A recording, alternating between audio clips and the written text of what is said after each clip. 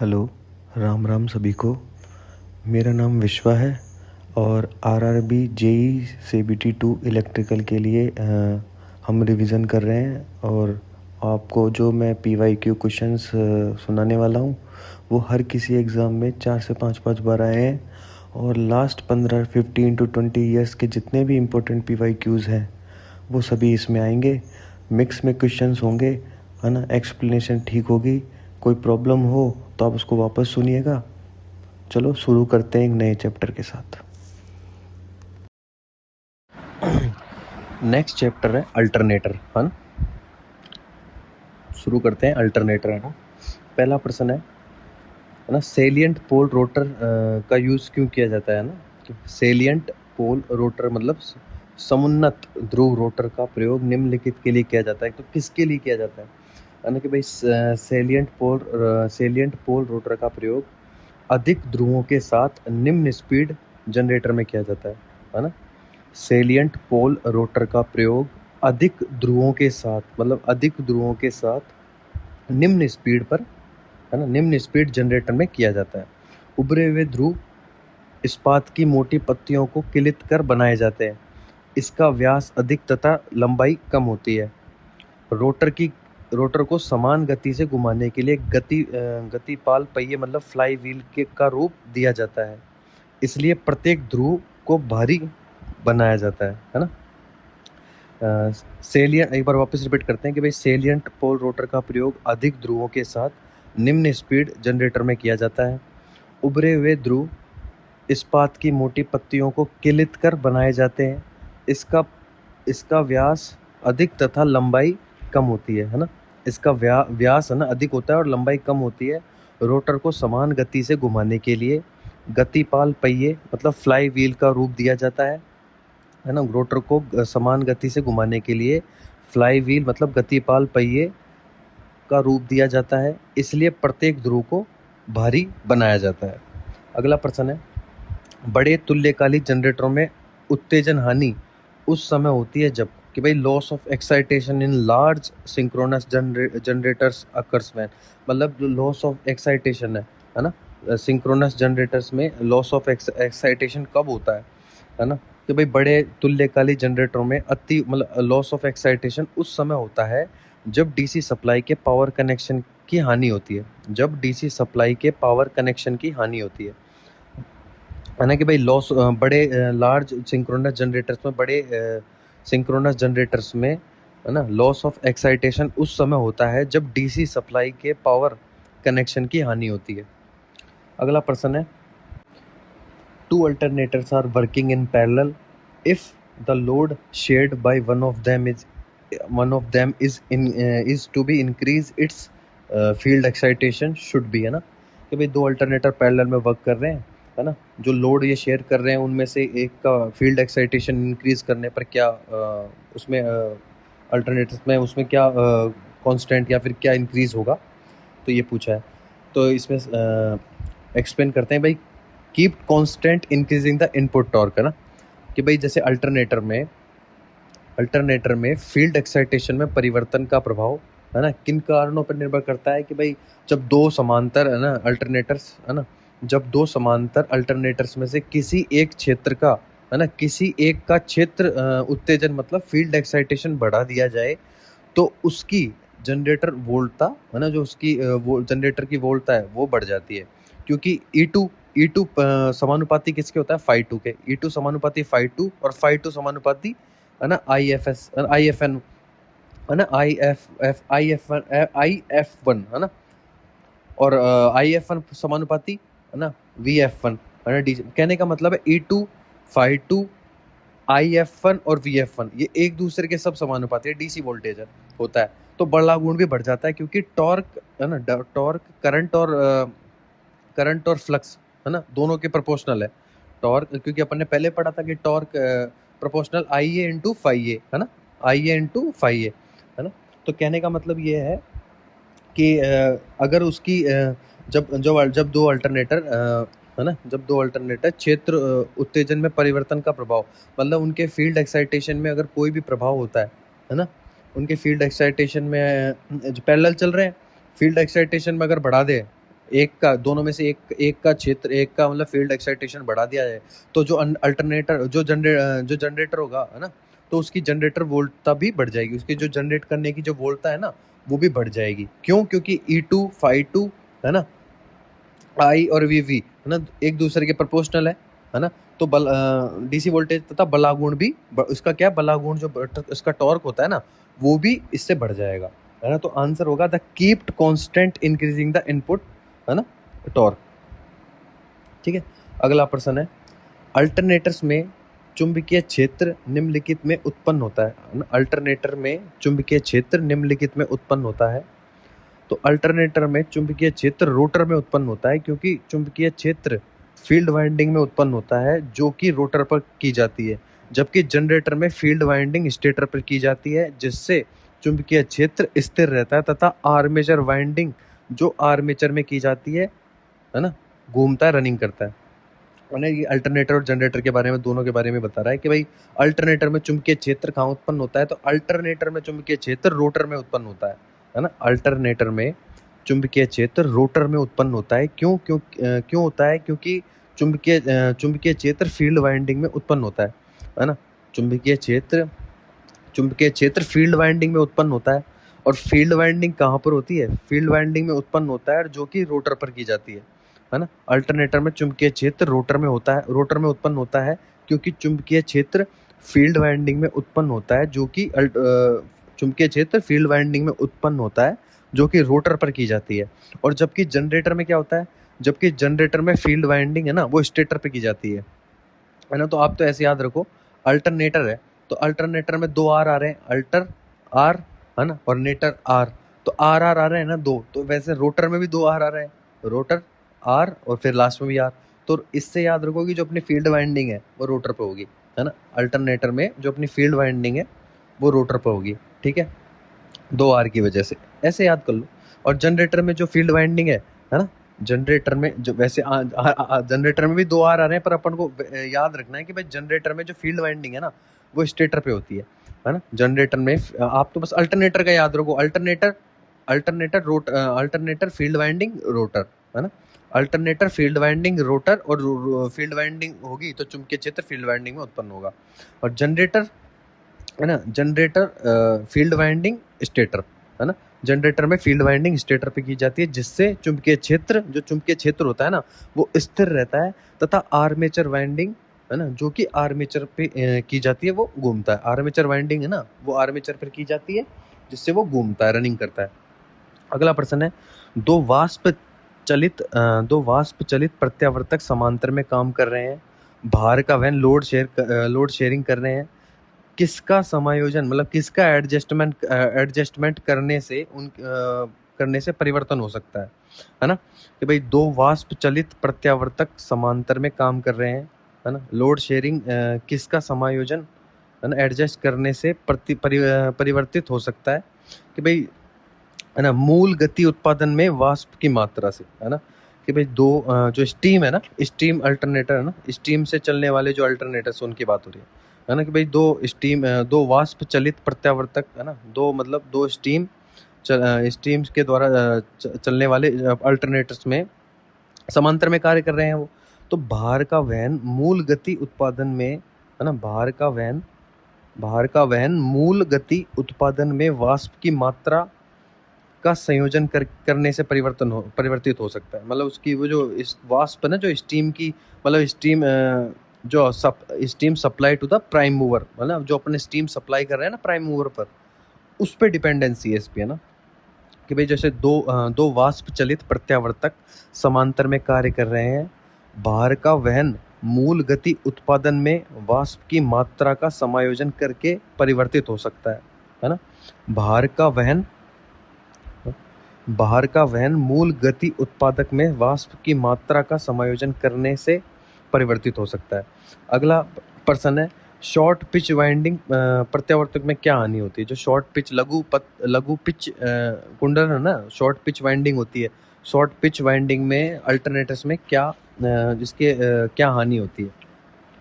तो short pitch winding alternators में करने से उसकी जो वोल्टता है, कुल वोल्टता है, वो कम होती है ना।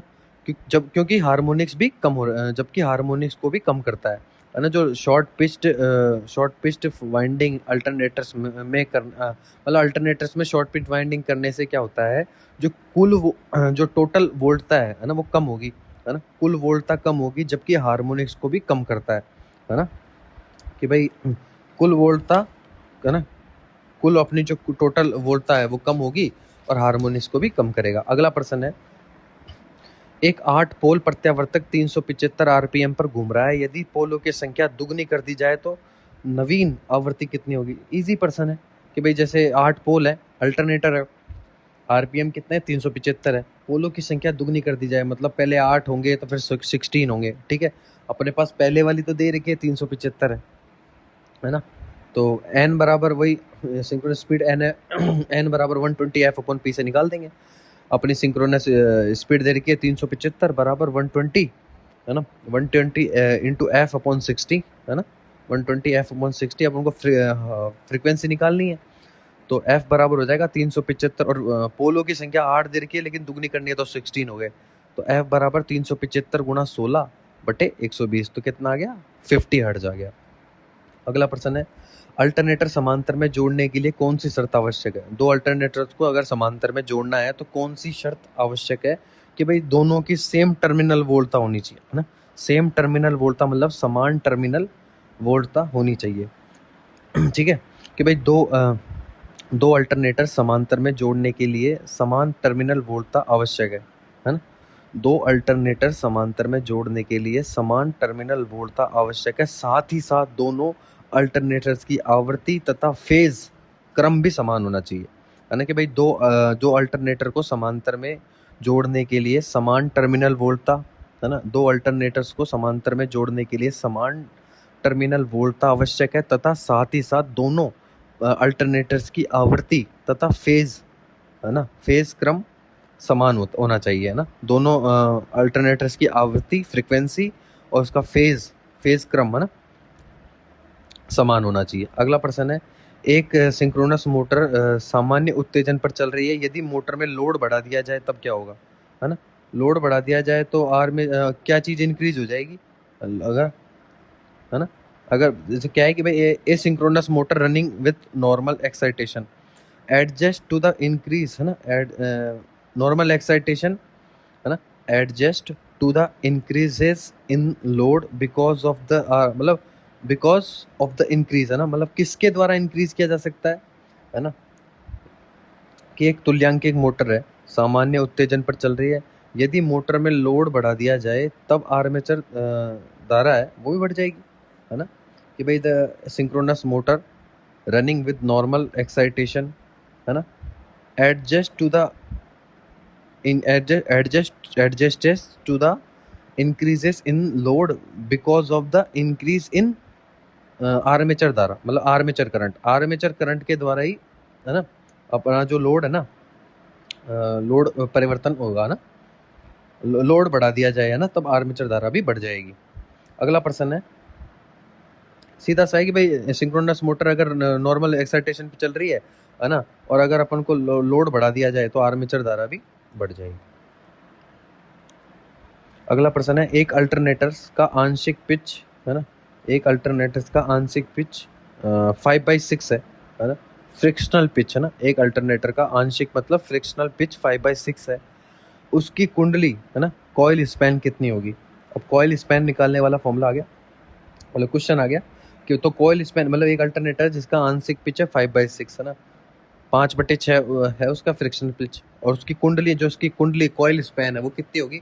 तो ऐसे प्रश्नों में क्या होता है, कॉइल स्पैन निकालने के लिए जो 180 है उसमें फ्रिक्शनल पिच का मल्टीप्लाई कर देंगे, तो 180 इंटू 5/6, तो 6 से 30, 6 से 180 30 और 5 150 डिग्री, है ना।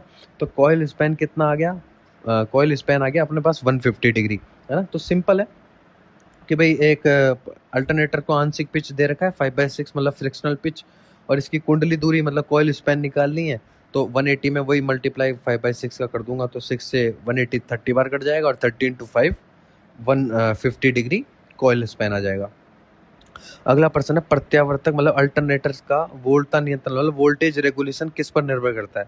अल्टरनेटर का वोल्टेज रेगुलेशन किस पर निर्भर करता है? तो भार और शक्ति गुणांक दोनों पर, है ना। अल्टरनेटर का, है ना, अल्टरनेटर का वोल्टेज रेगुलेशन, है ना, भार वोल्टता नियंत्रण, है ना, अल्टरनेटर का जो वोल्टेज अल्टरनेटर का वोल्टेज रेगुलेशन, है ना, भार और शक्ति गुणांक दोनों पर निर्भर करता है ना। अल्टरनेटर्स का है ना, अल्टरनेटर्स का वोल्टेज रेगुलेशन भार मतलब लोड और पावर फैक्टर दोनों पर निर्भर करता है ना। भार और शक्ति गुणांक दोनों पर निर्भर करता है। अगला प्रश्न है, अल्टरनेटर को ऑनलाइन नहीं किया जा सकता या क्यों, कि भाई क्या कारण है ना। अल्टरनेटर को ऑनलाइन नहीं किया जा सकता, है ना, क्योंकि दोनों फेज संपाती नहीं होते हैं ना। कि अल्टरनेटर को ऑनलाइन नहीं किया जा सकता क्योंकि अल्टरनेटर और नेटवर्क के फेज, है ना, जो अल्टरनेटर होता है और अपना नेटवर्क है, उनके फेज संबंध, है ना, बल्कि भाई फेज रिलेशन, है ना, फेज रिलेशन, है ना, संपाती मतलब कोइंसाइड नहीं होते हैं ना, इन नॉट कोइंसाइड, है ना। कि भाई अल्टरनेटर को ऑनलाइन नहीं किया जा सकता क्योंकि अल्टरनेटर और नेटवर्क के फेज संबंध, है ना, संपाती नहीं होते, मतलब नॉट कोइंसाइड, है ना, दोनों संपाती नहीं होते हैं। अगला प्रश्न है, एक हाइड्रो अल्टरनेटर के 20 पोल है, 33 आरपीएम पर घूर्णन करता है, तो इसकी आवृत्ति इजी है ना, 3300 आरपीएम पे, सॉरी, है ना, 3300 आरपीएम पर रन कर रहा है, तो इसकी फ्रीक्वेंसी क्या होगी? तो वही एन बराबर 120 एफ अपॉन पी, है ना। एन की वैल्यू 3300, 120 एफ अपॉन पोलों की संख्या 20 पोल है, तो एफ बराबर हो जाएगा 3300 इंटू 20/120, तो आ जाएगा 550 हर्ट्ज, है ना, 550 हर्ट्ज आ गया। अगला प्रश्न है, किसी अल्टरनेटर की चाल 3600 आरपीएम से करके घटाकर 1800 आरपीएम कर दी जाए, तब जनरेटर में विद्युत वाहक बल कितना हो जाएगा, है ना। आदि कर रहे हैं, कहने का मतलब 3600 आरपीएम से 1800 कर रहे हैं तो क्या होगा, है ना। कि भाई जैसे जो अपना विद्युत वाहक बल है ना, जो अपना ईएमएफ है ना, विद्युत वाहक बल गति के समानुपाती होता है ना। विद्युत वाहक बल गति के समानुपाती होता है, जब, है ना, 3600 आरपीएम से घटकर, है ना, 3600 आरपीएम से घटकर 1800 आरपीएम का मतलब है आधी गति हो गई, है ना, गति आधी हो गई, मतलब 3600 से घटाकर 1800 हो गई, तो अपनी गति आधी हो गई, तो विद्युत वाहक बल भी आधा हो जाएगा, है ना। कहने का मतलब है जितने पर रन कर रही है ना, जो भी स्पीड पर रन कर रही है, उस गति की जितनी कम करेंगे उतना ही अपना विद्युत वाहक बल भी कम हो जाएगा, है ना। जैसे आधा 3600 से 1800 किया तो विद्युत वाहक बल भी अपना आधा हो जाएगा, है ना, गति भी आधी हो जाएगी ना, गति आधी हो गई तो विद्युत वाहक बल भी आधा हो जाएगा। अगला प्रश्न है, अल्टरनेटर्स को निम्नलिखित में मतलब यूनिट क्या है अल्टरनेटर को केवीए में, है ना। अल्टरनेटर्स की यूनिट क्या है? Alternators are rated in KVA, है ना।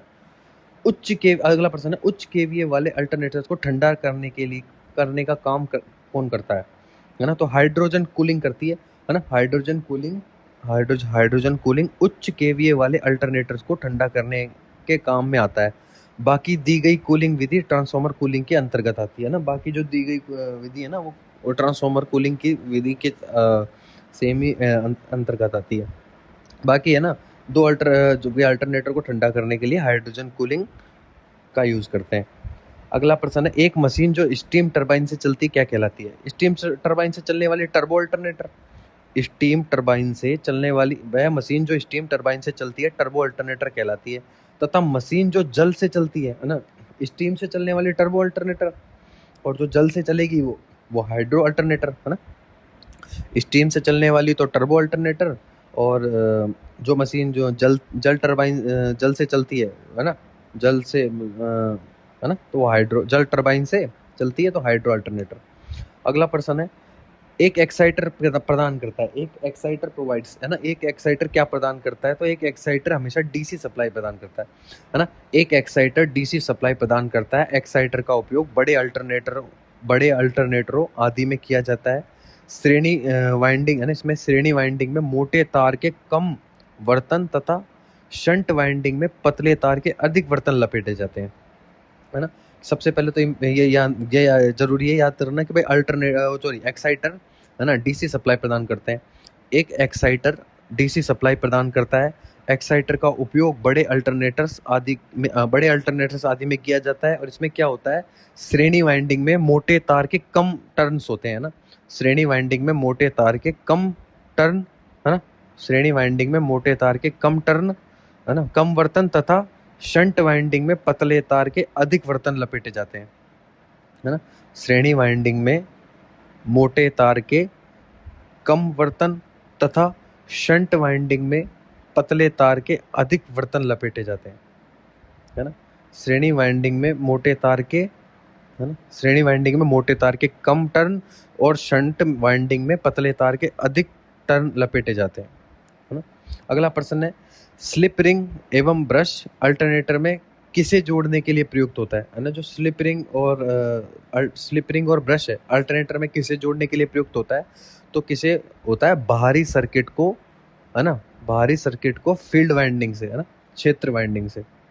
एक्सप्लेन करते हैं कि भाई स्लिप रिंग एवं ब्रश अल्टरनेटर में बाहरी सर्किट को क्षेत्र वाइंडिंग से जोड़ने के लिए प्रयुक्त होते हैं, जबकि जनरेटर में स्लिप रिंग का उपयोग बाहरी सर्किट को आर्मेचर वाइंडिंग से जोड़ने के लिए किया जाता है, क्योंकि अल्टरनेटर में घूमने वाला पार्ट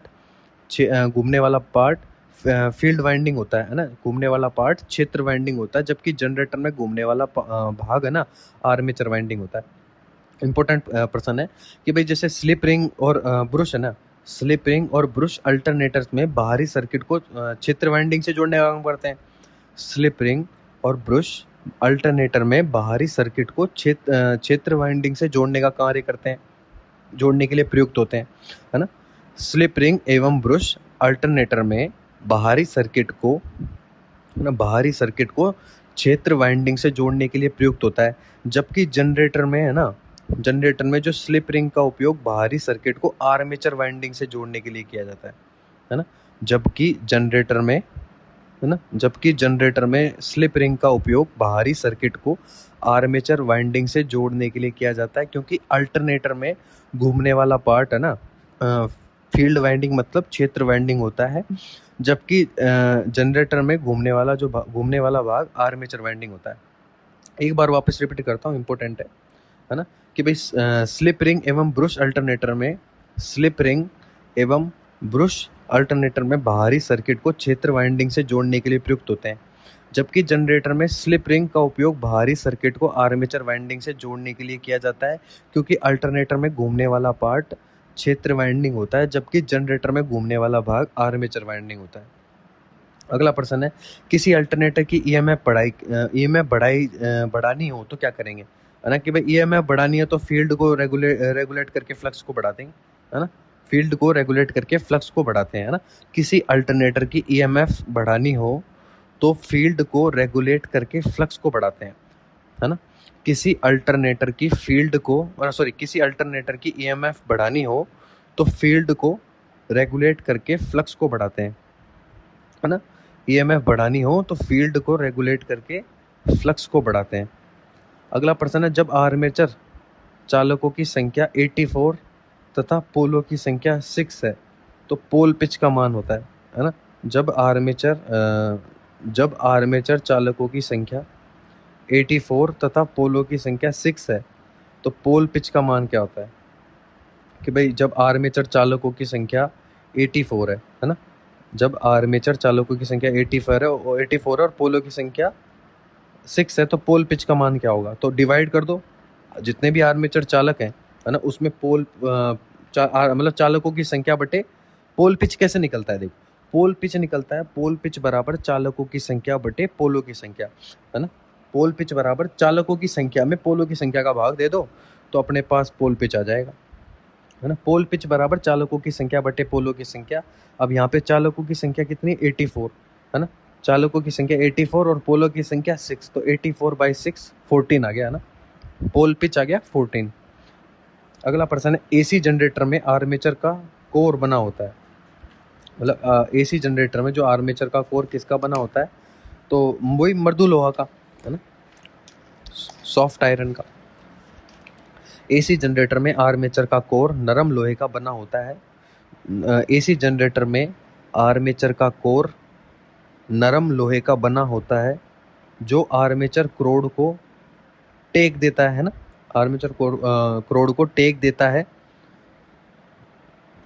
रोटर में अंदर की परिधि में, है ना। रोटर में अंदर की परिधि में आर्मेचर चालक, है ना, आर्मेचर चालक रखने के लिए स्लॉट बनी रहती है। रोटर एक ऐसे गतिपाल पहिए की तरह होती है जिससे उसके बाहरी परिधि में कम, है ना, क्रम में एन तथा एन ध्रुव आबद्ध हो रहते हैं। एक बार वापस रिपीट करते हैं कि भाई एसी जनरेटर में क्या होता है। एसी जनरेटर में आर्मेचर का कोर नरम लोहे का, मतलब मृदु लोहे का बना होता है, मृदु लोहे का बना होता है जो आर्मेचर क्रोड को टेक देता है ना, सपोर्ट करता है ना, जो आर्मेचर क्रोड को टेक देता है। रोटर में अंदर की परिधि में आर्मेचर चालक रखने के लिए स्लॉट बनी रहती है। रोटर में क्या होता है, अंदर की परिधि में आर्मेचर चालक रखने के लिए स्लॉट बनी रहती है। रोटर एक ऐसे गतिपाल पहिए की तरह होती है जिससे उसकी बाहरी परिधि में कम क्रम से एन तथा एस ध्रुव आबद्ध रहते हैं, है ना। एक बार वापस रिपीट करता हूँ कि भाई एसी जनरेटर में आर्मेचर का कोर नरम लोहे का बना होता है जो आर्मेचर क्रोड को टेक देता है। रोटर में अंदर की परिधि में आर्मेचर चालक रखने के लिए स्लॉट बनी रहती है। रोटर एक ऐसे गतिपाल पहिए की तरह होती है ना। रोटर एक ऐसे गतिपाल पहिए की तरह होती है जिससे उसके बाहरी परिधि में क्रम से एन तथा एस ध्रुव आबद्ध रहते हैं। एक बार और रिपीट कर देता हूँ कि भाई एसी जनरेटर में आर्मेचर का कोर नरम लोहे का बना होता है जो आर्मेचर क्रोड को टेक देता है। रोटर में अंदर की परिधि में आर्मेचर चालक रखने के लिए स्लॉट बनी रहती है। रोटर एक ऐसे गतिपाल पहिए की तरह, है ना, गतिपाल पहिए की तरह होती है जिससे उसकी बाहरी परिधि में क्रम से एन तथा एस ध्रुव आबद्ध रहते हैं। अगला प्रश्न है, एक आठ ध्रुवीय अल्टरनेटर 750 आरपीएम पर घूम रहा है, इसकी आवृत्ति क्या होगी। इजी प्रश्न है, 120 F/P से निकाल देंगे, है ना। तो F बराबर है, इसमें भी 50 हर्ट्ज जाएगी। 8 पोल है और 750 आरपीएम है, इजीली अपन फॉर्मूला लगा के निकाल लेंगे, फ्रीक्वेंसी आएगी 50 हर्ट्ज। अगला प्रश्न है, बेलनाकार रोटर, मतलब सिलेंड्रिकल रोटर, है ना, सिलेंड्रिकल रोटर अल्टरनेटर की, है ना, सिलेंड्रिकल रोटर की अल्टरनेटर, मतलब बेलनाकार रोटर अल्टरनेटर की क्षेत्रीय प्रणाली डैश कुंडली होती है, किस कुंडली की होती है ना, किस कुंडली पर होती है ना, जो फील्ड सिस्टम है ना, कि भाई field system of the cylindrical rotor alternator are wounded in the, है ना, कि भाई जैसे अपने किस पे होती है, रोटर के स्लोटों में होती है ना। बेलनाकार मतलब सिलेंड्रिकल रोटर अल्टरनेटर की फील्ड वाइंडिंग, है ना, सिलेंड्रिकल रोटर अल्टरनेटर की फील्ड वाइंडिंग रोटर में की जाती है तथा आर्मेचर में स्टेटर में होती है ना। आर्मेचर में किस में होती है, आर्मेचर वाइंडिंग स्टेटर में होती है ना, आर्मेचर वाइंडिंग स्टेटर में होती है। इसके फील्ड वाइंडिंग को डीसी शंट मोटर के द्वारा उत्तेजित किया जाता है। अल्टरनेटर को एसी जनरेटर भी कहा जाता है। अल्टरनेटर का फील्ड घूमता है, आर्मेचर स्थिर रहता है, जबकि डीसी जनरेटर में इसके विपरीत होता है ना, कि भाई बेलनाकार रोटर मतलब सिलेंड्रिकल रोटर, है ना, सिलेंड्रिकल रोटर अल्टरनेटर की फील्ड वाइंडिंग रोटर में की जाती है ना। सिलेंड्रिकल रोटर अल्टरनेटर की, है ना, सिलेंड्रिकल रोटर अल्टरनेटर की फील्ड वाइंडिंग रोटर में की जाती है ना। सिलेंड्रिकल रोटर अल्टरनेटर की फील्ड वाइंडिंग रोटर में की जाती है तथा आर्मेचर वाइंडिंग स्टेटर में की जाती है। इसके फील्ड वाइंडिंग को डीसी शंट मोटर के द्वारा उत्तेजित किया जाता है ना। इसके फील्ड वाइंडिंग को, है ना, रोटर में जो होती है, इसके फील्ड वाइंडिंग को डीसी शंट मोटर के द्वारा उत्तेजित किया जाता है ना।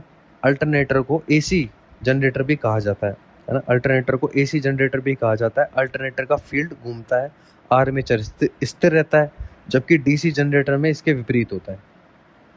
अगला प्रश्न है, शक्ति गुणांक सुधारने की विधियां कौन सी है? कि भाई इम्प्रूविंग पावर फैक्टर मेथड्स क्या है ना? Methods of improving power factor, है ना? तो पावर फैक्टर के क्या क्या इम्प्रूव करने के क्या मेथड्स हैं? सबसे पहला तो वही स्टैटिक कैपेसिटर यूज़ कर लो, है ना? उसके बाद सिंक्रोनस कंडेंसर यूज़ कर लो, है ना?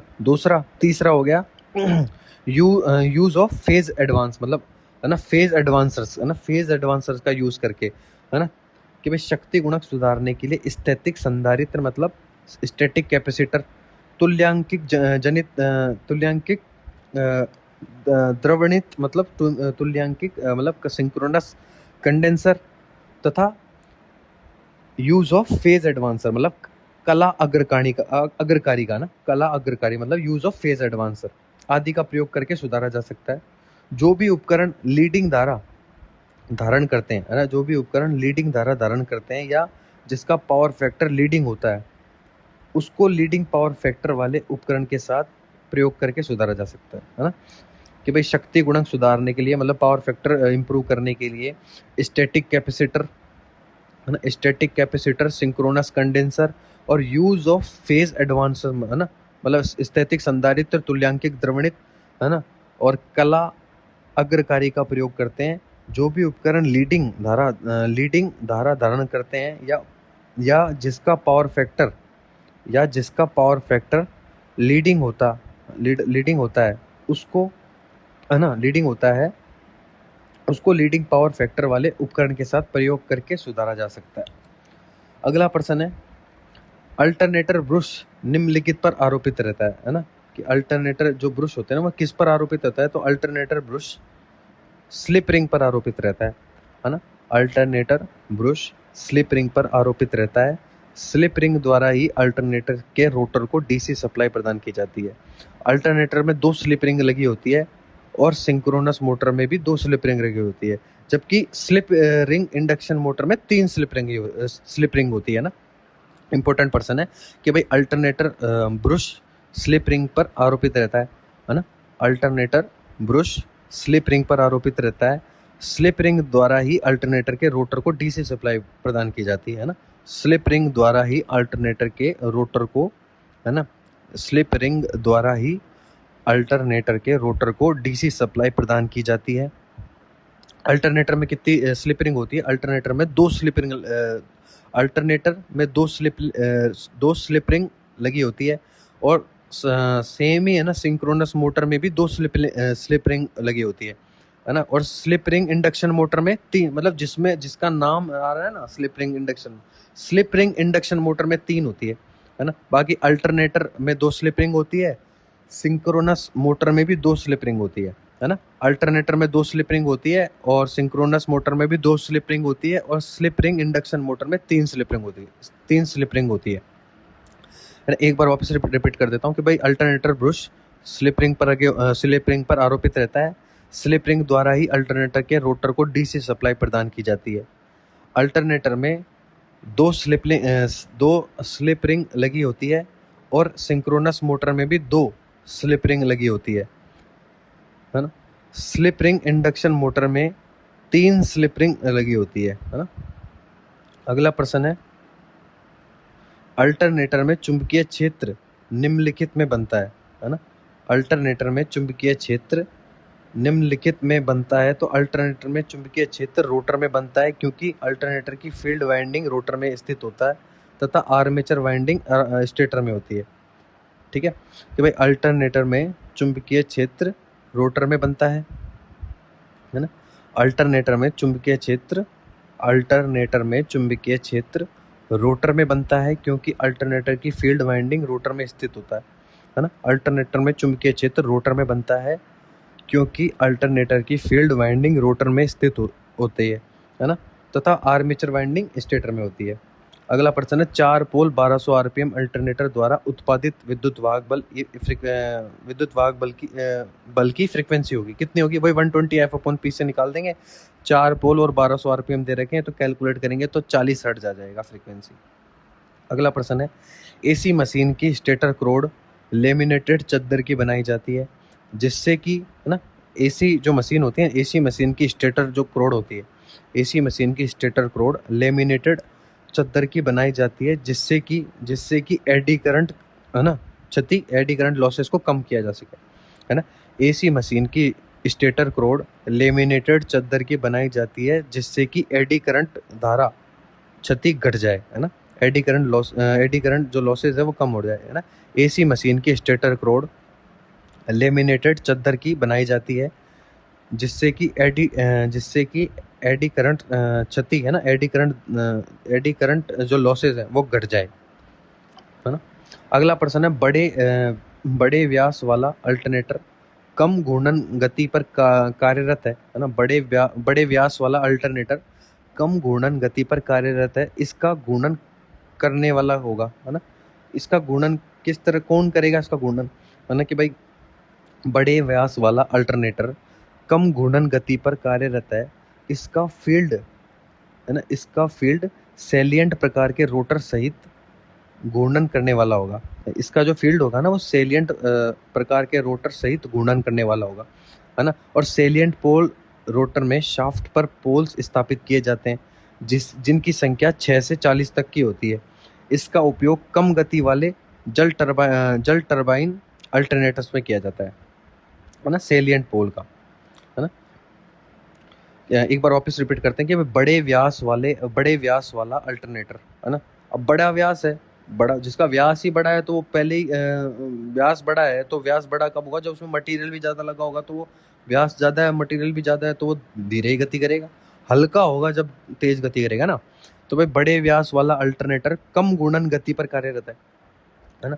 बड़े व्यास वाला जो अल्टरनेटर है वो कम घूर्णन गति पर कार्यरत है, इसका फील्ड, है ना, इसका फील्ड सैलिएंट प्रकार के रोटर सहित घूर्णन करने वाला होगा। इसका फील्ड सैलिएंट प्रकार के रोटर सहित घूर्णन करने वाला होगा।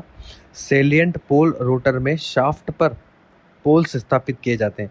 सैलिएंट पोल जो रोटर होते हैं ना उसमें शाफ्ट पर पोल्स स्थापित किए जाते हैं, है ना। सैलिएंट पोल रोटर में, है ना, सैलिएंट पोल रोटर में, है ना, सैलिएंट पोल रोटर में शाफ्ट पर पोल्स स्थापित किए जाते हैं, है ना। सैलिएंट पोल रोटर में शाफ्ट पर पोल्स स्थापित किए जाते हैं, जिनकी संख्या 6 से 40 तक की होती है ना। सैलिएंट पोल रोटर में शाफ्ट पर, है ना, सैलिएंट पोल रोटर में शाफ्ट पर पोल्स स्थापित किए जाते हैं, जिनकी संख्या 6 से 40 तक की होती है ना। बड़े व्यास वाला अल्टरनेटर कम घूर्णन गति पर कार्यरत है, इसका फील्ड सैलिएंट प्रकार के रोटर सहित घूर्णन करने वाला होगा। सैलिएंट पोल रोटर में शाफ्ट पर पोल्स स्थापित किए जाते हैं, जिनकी संख्या 6 से 40 तक की होती है। इसका उपयोग कम गति वाले जल टरबाइन अल्टरनेटर्स में किया जाता है ना। सैलिएंट पोल रोटर में, है ना, सैलिएंट पोल का जल टरबाइन में किया जाता है, याद रखना, है ना। सैलिएंट पोल रोटर में शाफ्ट पर पोल्स स्थापित किए जाते हैं, है ना। सैलिएंट पोल रोटर में शाफ्ट पर पोल्स स्थापित किए जाते हैं, जिनकी संख्या 6 से लेकर 40 तक होती है। इसका उपयोग कम गति वाले, है ना, और इससे क्या प्रश्न मिल रहा है, एक नया प्रश्न क्लियर हो कि जो हाइड्रो जल टरबाइंस होते हैं, मतलब वाटर टरबाइंस में जो अल्टरनेटर्स होते हैं उनकी गति कम होती है ना, कि भाई इसका उपयोग कम गति वाले जल टरबाइन अल्टरनेटर्स में किया जाता है। अगला प्रश्न है, जब कोई कुंडली चुंबकीय फ्लक्स का समकोण पर छेदन करती है तो उसमें पैदा होने वाला विद्युत वाहक बल कैसा होता है, अधिकतम होगा, है ना। 90 डिग्री पर करती है तो, है ना, जब कोई कुंडली चुंबकीय फ्लक्स का समकोण पर मतलब छेदन करती है, काटती है उसको ना। जब कोई कुंडली चुंबकीय फ्लक्स का समकोण पर छेदन करती है तो उसमें पैदा होने वाला जो विद्युत वाहक बल है EMF वो अधिकतम होगा, है ना। वो उसकी वैल्यू विद्युत वाहक बल की वैल्यू जो है ना वो अधिकतम होगी, है ना। कि भाई एक बार वापस रिपीट करते हैं कि जब कोई कुंडली चुंबकीय फ्लक्स का समकोण पर छेदन करती है, हाँ, जब कोई कुंडली चुंबकीय फ्लक्स का समकोण पर छेदन करती है तो उसमें पैदा होने वाला विद्युत वाहक बल अधिकतम होगा।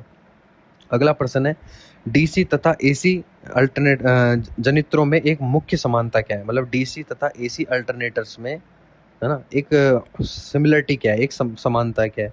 समानता ये है कि भाई दोनों में है ना, दोनों एसी विद्युत वाहक बल उत्पन्न करते हैं कि भाई एसी हो चाहे डीसी, एसी या एसी अल्टरनेटर या चाहे डीसी अल्टरनेटर, दोनों में एसी ईएमएफ पैदा होगा, है ना, दोनों में अल्टरनेटिंग करंट साइकिल का ईएमएफ पैदा होगा, है ना। डीसी तथा एसी अल्टरनेटर्स में एक मुख्य समानता यह है कि दोनों एसी विद्युत वाहक बल पैदा करते हैं, है ना। डीसी तथा एसी जनित्रों मतलब अल्टरनेटर्स में एक मुख्य समानता यह है कि, है ना, डीसी तथा एसी जनित्रों में एक मुख्य समानता यह है कि दोनों एसी विद्युत वाहक बल पैदा करते हैं, ना।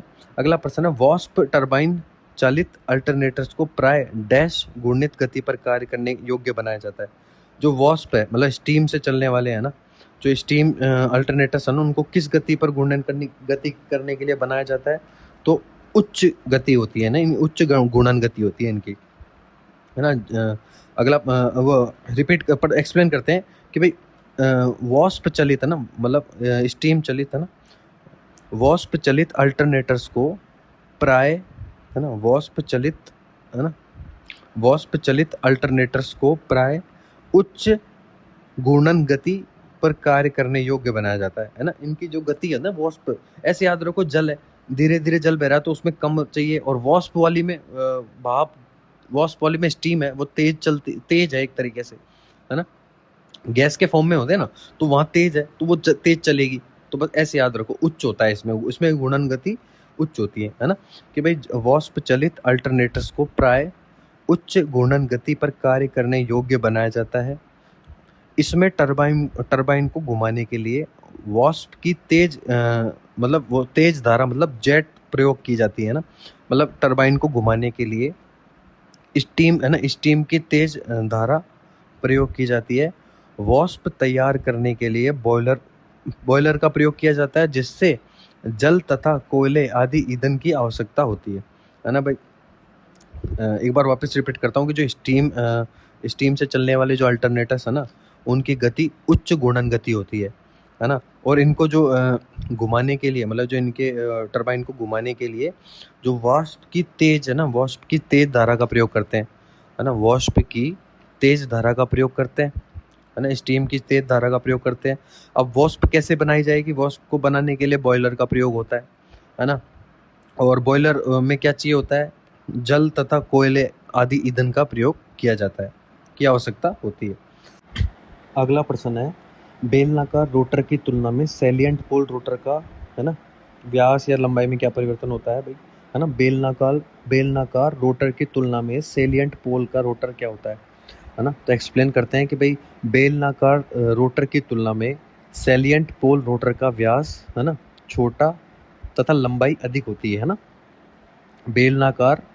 बेलनाकार रोटर की तुलना में सैलिएंट पोल रोटर का व्यास छोटा, है ना, और लंबाई अधिक होती है ना। मतलब बेलनाकार रोटर की तुलना में सैलिएंट पोल रोटर का व्यास छोटा और लंबाई अधिक होती है। बेलनाकार रोटर की संरचना डीसी मशीन के आर्मेचर की तरह होती है, परंतु इसमें कोर, है ना, ठोस रखी जाती है। यह रोटर हल्का होता है ना, इसके 2 या 4 पोल्स होते हैं, है ना। वापस रिपीट करता हूँ कि भाई बेलनाकार रोटर है ना, बेलनाकार रोटर की तुलना में सैलिएंट पोल रोटर का व्यास, है ना, सैलिएंट पोल रोटर का व्यास छोटा तथा लंबाई अधिक होती है, और बेलनाकार रोटर की संरचना डीसी मशीन के आर्मेचर की तरह होती है, परंतु इसमें कोर ठोस रखी जाती है। यह रोटर हल्का होता है, इसमें 2 या 4 पोल्स होते हैं। एक बार वो रिपीट करता हूँ, इंपॉर्टेंट है ना। बेलनाकार रोटर की तुलना में सैलिएंट पोल रोटर का, है ना, बेलनाकार रोटर की तुलना में सैलिएंट पोल रोटर का व्यास छोटा तथा अधिक लंबाई होती है। बेलनाकार रोटर की संरचना डीसी मशीन के आर्मेचर की तरह होती है, परंतु इसमें कोर ठोस रखी जाती है। यह रोटर हल्का होता है, इसके 2 या 4 पोल्स होते हैं, है ना। अगला प्रश्न है, किसी अल्टरनेटर द्वारा उत्पादित विद्युत वाहक बल की आवृत्ति किस पर निर्भर करती है? तो वही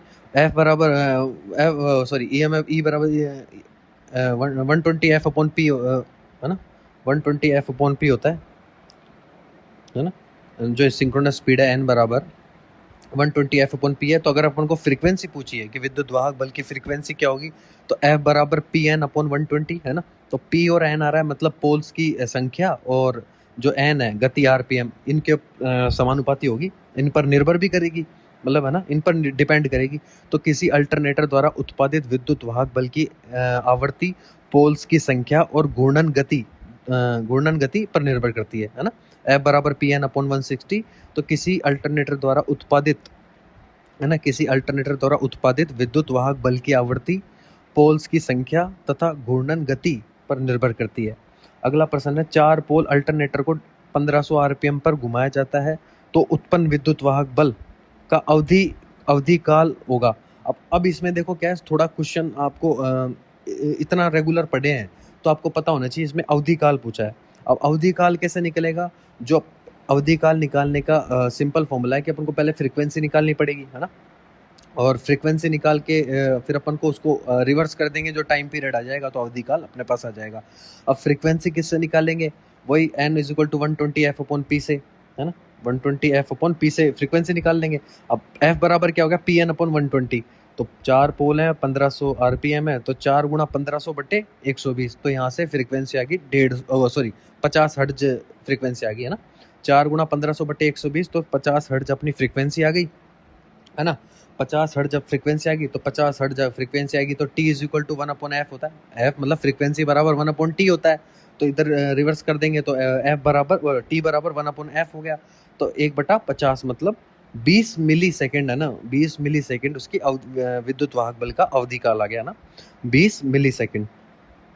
अगला प्रश्न है, एक अल्टरनेटर से किसी उद्योगशाला में विभिन्न प्रकार के लोड संयोजित है। एक अल्टरनेटर है एक अल्टरनेटर से किसी उद्योगशाला में, है ना, कि एक अल्टरनेटर से किसी उद्योगशाला में विभिन्न प्रकार के लोड संयोजित है ना।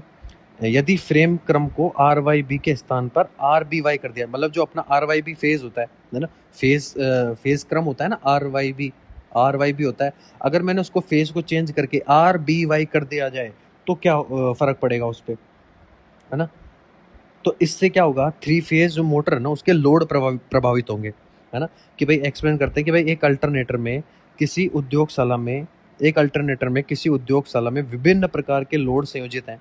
यदि फेज क्रम, है ना, यदि फेज क्रम आर वाई बी के स्थान पर आर बी वाई, मतलब आर वाई बी के स्थान पर फेज क्रम को आर बी वाई कर दिया जाए तो 3 फेज मोटर लोड प्रभावित होंगे ना, जो उसके 3 फेज में जो कनेक्टेड लोड है ना, 3 फेज मोटर लोड प्रभावित होंगे, है ना। अगला प्रश्न है, विद्युत उत्पादन केंद्रों पर, है ना, विद्युत उत्पादन केंद्रों पर प्रयुक्त अल्टरनेटर सामान्य किस प्रकार के होते हैं, है ना। विद्युत उत्पादन मतलब इलेक्ट्रिसिटी जनरेशन में, जो है ना, इलेक्ट्रिसिटी जनरेशन में विद्युत उत्पादन में किस प्रकार के, है ना, अल्टरनेटर सामान्यतः प्रयुक्त होते हैं? तो स्थिर आर्मेचर प्रकार के, है ना। विद्युत उत्पादन केंद्रों में प्रयुक्त अल्टरनेटर सामान्यतः स्थिर आर्मेचर प्रकार के होते हैं। विद्युत उत्पादन केंद्रों में प्रयुक्त अल्टरनेटर सामान्यतः स्थिर आर्मेचर प्रकार के होते हैं। अगला प्रश्न, अल्टरनेटर की आउटपुट डैश में अंकित की जाती है। अल्टरनेटर की आउटपुट किसमें? केवीए में होती है ना। अल्टरनेटर की आउटपुट केवीए में अंकित की जाती है। अल्टरनेटर की रेटिंग भी केवीए में होती है, और इसकी रेटिंग केडब्ल्यू तथा एचपी नहीं की जाती है ना। केडब्ल्यू और एचपी नहीं होती इसकी रेटिंग केवीए होती है अल्टरनेटर की। अगला प्रश्न है, अल्टरनेटर की आउटपुट डैश को नियत रखने के लिए प्राइम मूवर्स की घूर्णन गति को समायोजित करना पड़ता है ना। अल्टरनेटर की आउटपुट डैश को, है ना, नियत रखने के लिए प्राइम मूवर की घूर्णन गति को, है ना, प्राइम मूवर की घूर्णन गति को समायोजित करना पड़ता है ना। तो कहने का मतलब अल्टरनेटर का आउटपुट को, है ना, आउटपुट फ्रीक्वेंसी को, है ना, अल्टरनेटर की आउटपुट फ्रीक्वेंसी को नियत रखने के लिए, है ना, उसको बैलेंस रखने के लिए, नियत रखने के लिए, कांस्टेंट रखने के लिए, है ना, अल्टरनेटर की आउटपुट फ्रीक्वेंसी को, अल्टरनेटर की आउटपुट फ्रीक्वेंसी को नियत रखने के लिए प्राइम मूवर्स का प्रयोग किया जाता है ना। अल्टरनेटर की आउटपुट आवृत्तियों को नियत रखने के लिए प्राइम मूवर्स का प्रयोग किया जाता है। किसी अल्टरनेटर के घूर्णन करने वाला भाग को घुमाने के लिए प्रयुक्त यांत्रिक प्रणाली प्राइम मूवर कहलाती है। यह मुख्यतः अल्टरनेटर्स होते हैं। एक बार वापस रिपीट करता हूँ कि अल्टरनेटर के आउटपुट आवृत्ति को नियत रखने के लिए प्राइम मूवर्स का, है ना, अल्टरनेटर की आउटपुट आवृत्तियों को नियत रखने के लिए प्राइम मूवर का प्रयोग किया जाता है। किसी अल्टरनेटर के घूर्णन करने वाला भाग, है ना, किसी अल्टरनेटर के घूर्णन करने वाला भाग को किसी अल्टरनेटर के घूर्णन करने वाले भाग को घुमाने के लिए प्रयुक्त यांत्रिक प्रणाली प्राइम मूवर कहलाता है ना। यांत्रिक प्रणाली जो होती है ना वो प्राइम मूवर कहलाती है। मुख्यतः अल्टरनेटर होते हैं। अगला प्रश्न है, अल्टरनेटर का वोल्टेज रेगुलेशन का फॉर्मूला क्या होता है? अल्टरनेटर का वोल्टता नियमन का नियमन सूत्र क्या होता है? तो भाई V R is equal to voltage regulation बराबर no load minus full load upon full load into 100, है ना। अल्टरनेटर का वोल्टेज रेगुलेशन का क्या फॉर्मूला है कि भाई वोल्टेज रेगुलेशन बराबर voltage no load minus voltage full load upon voltage full load into 100, है ना। भाई no load minus full load upon full load into 100 ऐसे याद रखो, है ना। वोल्टेज सब में है ही, voltage no load minus voltage full load upon voltage full load into 100। किसी अल्टरनेटर के लिए उसकी घूर्णन गति तथा विद्युत धारा के परिमाण को नियत रखते हुए उसकी वोल्टता में पूर्ण लोड अवस्था से शून्य लोड तक होने वाले परिवर्तन को वोल्टता नियमन कहलाता है ना। किसी अल्टरनेटर के लिए उसकी घूर्णन गति तथा विद्युत धारा के परिमाण को नियत रखते हुए उसकी वोल्टता में पूर्ण लोड अवस्था से शून्य लोड अवस्था तक होने वाले, मतलब पूर्ण लोड अवस्था से शून्य लोड अवस्था तक होने वाले परिवर्तन को वोल्टता नियम कहते हैं, है ना। कि भाई किसको नियत रखना पड़ता है? किसी अल्टरनेटर के लिए उसकी घूर्णन गति, है ना, किसी अल्टरनेटर के लिए उसकी घूर्णन गति तथा विद्युत धारा के परिमाण को नियत रखते हुए, है ना, घूर्णन गति को और विद्युत धारा के परिमाण को नियत रखते हुए उसकी वोल्टता में पूर्ण लोड अवस्था से शून्य लोड अवस्था तक होने वाले परिवर्तन को वोल्टेज रेगुलेशन कहते हैं, ना। अगला प्रश्न है, अल्टरनेटर को समांतर में प्रचालित करने से, है ना, अल्टरनेटर को समांतर में प्रचालित करने से अतिरिक्त लोड को वहन किया जाता है ना। अल्टरनेटर को समांतर में प्रचालित करने से अतिरिक्त लोड को वहन किया जा सकता है ना। अल्टरनेटर को समांतर क्रम में प्रचालित करने से अतिरिक्त लोड को वहन किया जा सकता है। अगला प्रश्न है, अल्टरनेटर का पावर फैक्टर किस पर निर्भर करता है? तो अल्टरनेटर का पावर फैक्टर आउटपुट में जो संयोजित लोड है उस पर डिपेंड करता है ना। अल्टरनेटर का पावर फैक्टर आउटपुट में, है ना, अल्टरनेटर का पावर फैक्टर किस पर डिपेंड करता है? अल्टरनेटर का पावर फैक्टर जो आउटपुट में संयोजित लोड है उस पर निर्भर करता है ना। आउटपुट में संयोजित लोड पर निर्भर करता है अल्टरनेटर का पावर फैक्टर। अगला प्रश्न है, अल्टरनेटर में आर्मेचर प्रतिक्रिया, मतलब आर्मेचर रिएक्शन का प्रभाव मूलतः क्या है? अल्टरनेटर में जो आर्मेचर रिएक्शन होती है ना उसका क्या प्रभाव है ना। तो भाई उसका ये प्रभाव है रोटर की घूर्णन गति पर होता है। और अल्टरनेटर का जो आर्मेचर रिएक्शन का जो प्रभाव है ना वो सीधे सीधे किस पे डिपेंड है? रोटर की जो घूर्णन गति है ना उस पर, है ना। और एक्सप्लेन करते हैं कि भाई अल्टरनेटर में, है ना, आर्मेचर प्रतिक्रिया, आर्मेचर रिएक्शन का प्रभाव मूलतः रोटर की घूर्णन गति पर होता है ना। अल्टरनेटर में आर्मेचर रिएक्शन का प्रभाव मूलतः रोटर की घूर्णन गति पर होता है। अल्टरनेटर में भी डीसी जनित्र की भांति आर्मेचर प्रतिक्रिया होती है ना। अल्टरनेटर में डीसी जनित्र की भांति आर्मेचर प्रतिक्रिया होती है। अल्टरनेटर में लोड के पावर फैक्टर के अनुरूप आर्मेचर रिएक्शन प्रभाव भी घटता बढ़ता है ना। अल्टरनेटर में आर्मेचर रिएक्शन का प्रभाव मूलतः रोटर की घूर्णन गति पर होता है ना। अल्टरनेटर में आर्मेचर रिएक्शन का प्रभाव, है ना, अल्टरनेटर में आर्मेचर रिएक्शन का प्रभाव मूलतः रोटर की घूर्णन गति पर होता है ना। अल्टरनेटर में आर्मेचर रिएक्शन का प्रभाव मूलतः रोटर की घूर्णन गति पर होता है। अल्टरनेटर में भी डीसी जनित्र की भांति आर्मेचर प्रतिक्रिया होती है ना। अल्टरनेटर में जो डीसी जनित्र की भांति ही आर्मेचर प्रतिक्रिया होती है।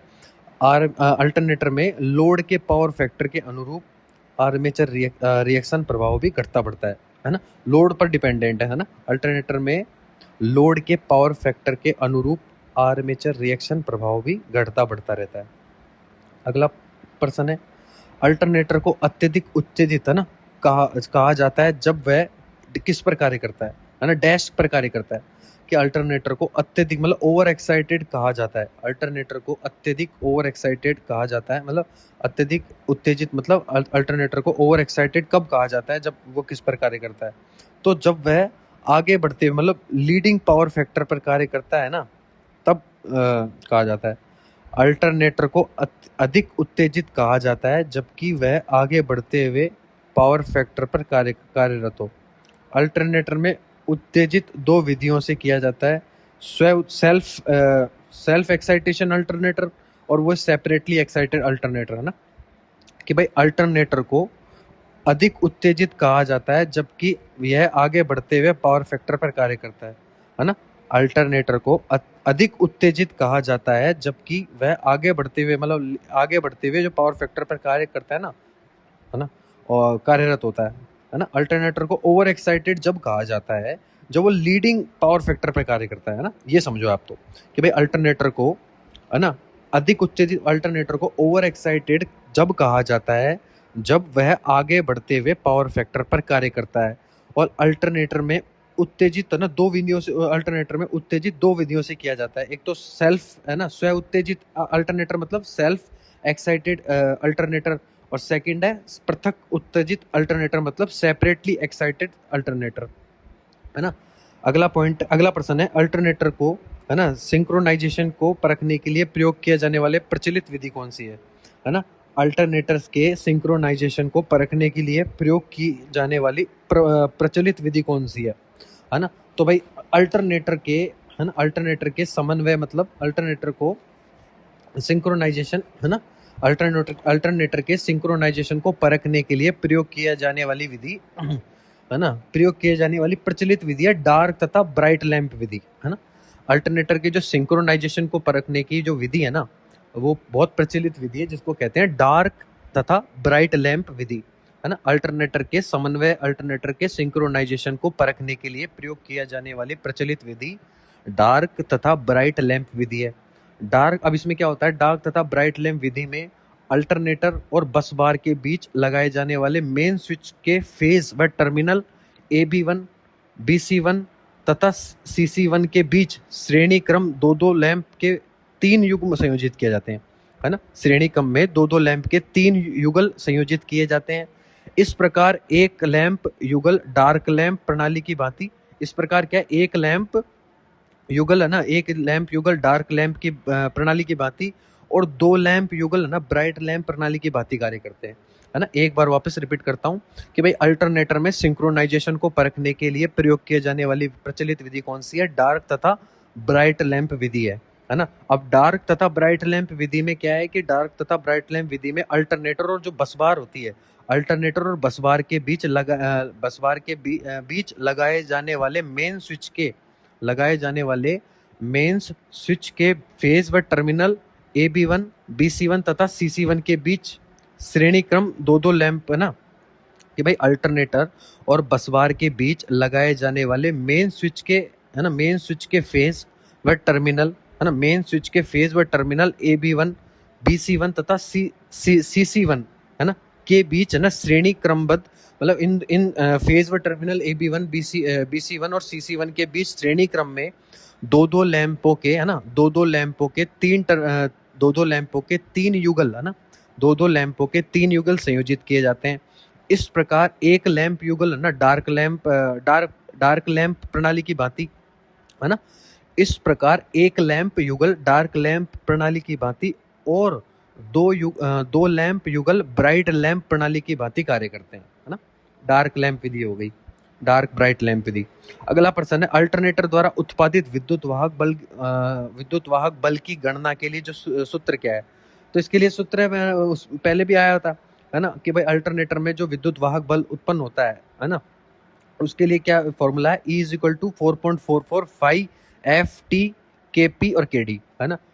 E = अल्टरनेटर द्वारा उत्पादित विद्युत वाहक बल E = है ना, E = 4.44, है ना, है ना। EAV है ना, कि भाई E = 4.445 5 एफ टी के, है ना, ऐसे याद करो कि भाई 4.44 5 एफ टी के पी इंटू के डी, है ना, के पी नीचे है उसके के ना, के और पी मल्टीप्लाई नहीं है, के जस्ट नीचे लिखा हुआ है ना, वो है पी, है ना। तो इज इक्वल टू 4.44 5 एफ 5 सब मल्टीप्लाई में है ना, इज इक्वल टू 4.44 मल्टीप्लाई 5, है ना, एफ टी, है ना, एफ इंटू टी इंटू के पी इंटू के डी। अगला प्रश्न है, अल्टरनेटर के गतिशील रोटर को प्रदान किए जाने वाले अल्टरनेटर के गतिशील रोटर को प्रदान किए जाने वाले उत्तेजक वोल्टेज डैश होता है। कि भाई अल्टरनेटर के गतिशील रोटर को प्रदान किया जाने वाला जो एक्साइटर है ना, उत्तेजक वोल्टेज डीसी, निम्न डीसी होता है ना। अल्टरनेटर के गतिशील रोटर को प्रदान किया जाने वाला उत्तेजक वोल्टेज निम्न डीसी होता है ना।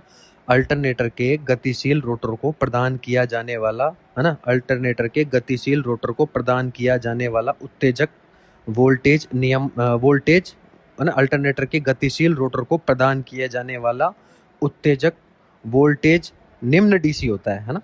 अगला प्रश्न है, जल विद्युत अल्टरनेटर की तुलना में टर्बो अल्टरनेटर के रोटर का व्यास छोटा होता है, जिसका कारण क्या है ना, कि भाई जल विद्युत अल्टरनेटर की तुलना में, है ना, जल विद्युत अल्टरनेटर की तुलना में टर्बो अल्टरनेटर के रोटर का व्यास छोटा होता है, जिसका कारण क्या है? जिसका कारण है घूर्णन गति का पर कार्य करना, है ना, उच्च घूर्णन गति पर कार्य करना, है ना। जिसका कारण क्या है?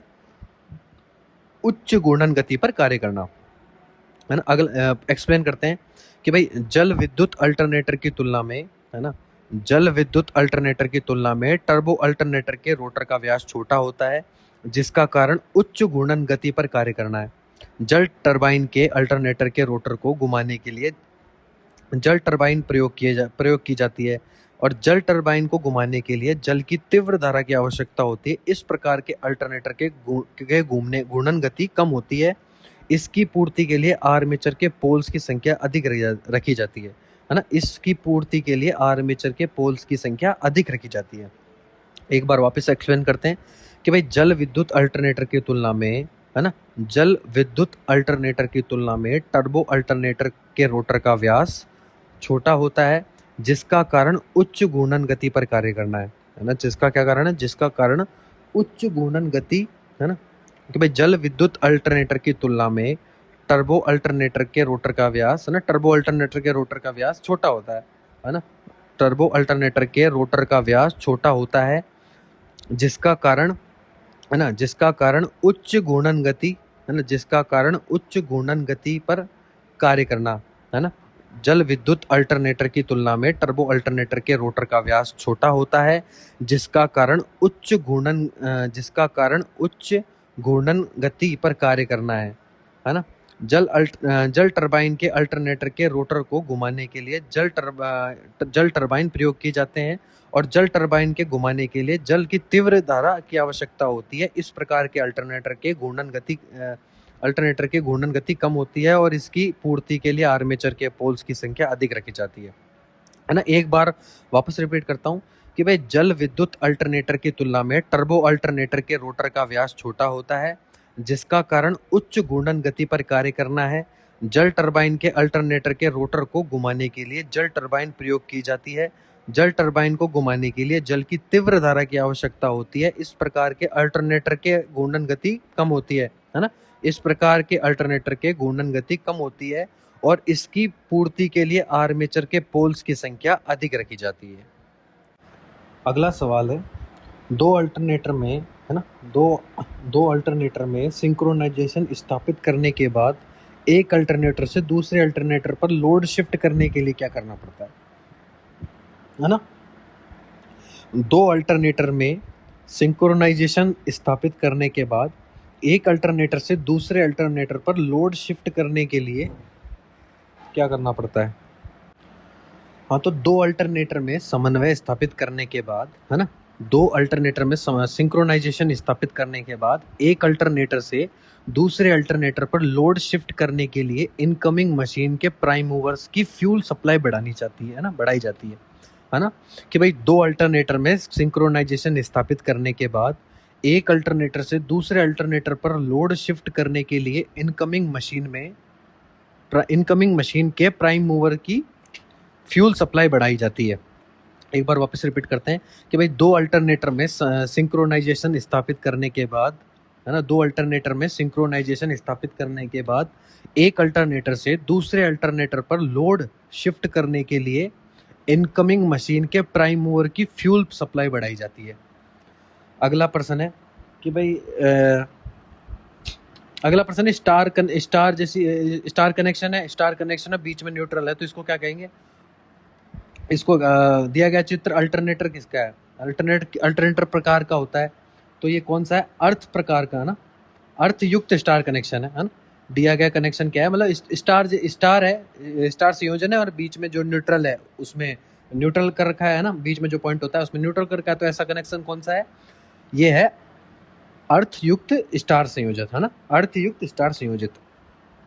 अगला प्रश्न है दो त्रिकला, है ना, मतलब दो थ्री फेज, है ना, दो थ्री फेज प्रत्यावर्तित, है ना, दो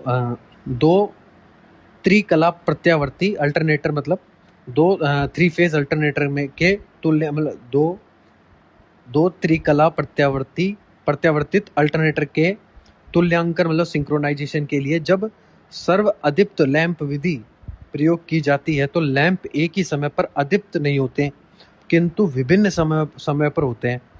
प्रयुक्त लैंप समान वोल्टता और वोल्टता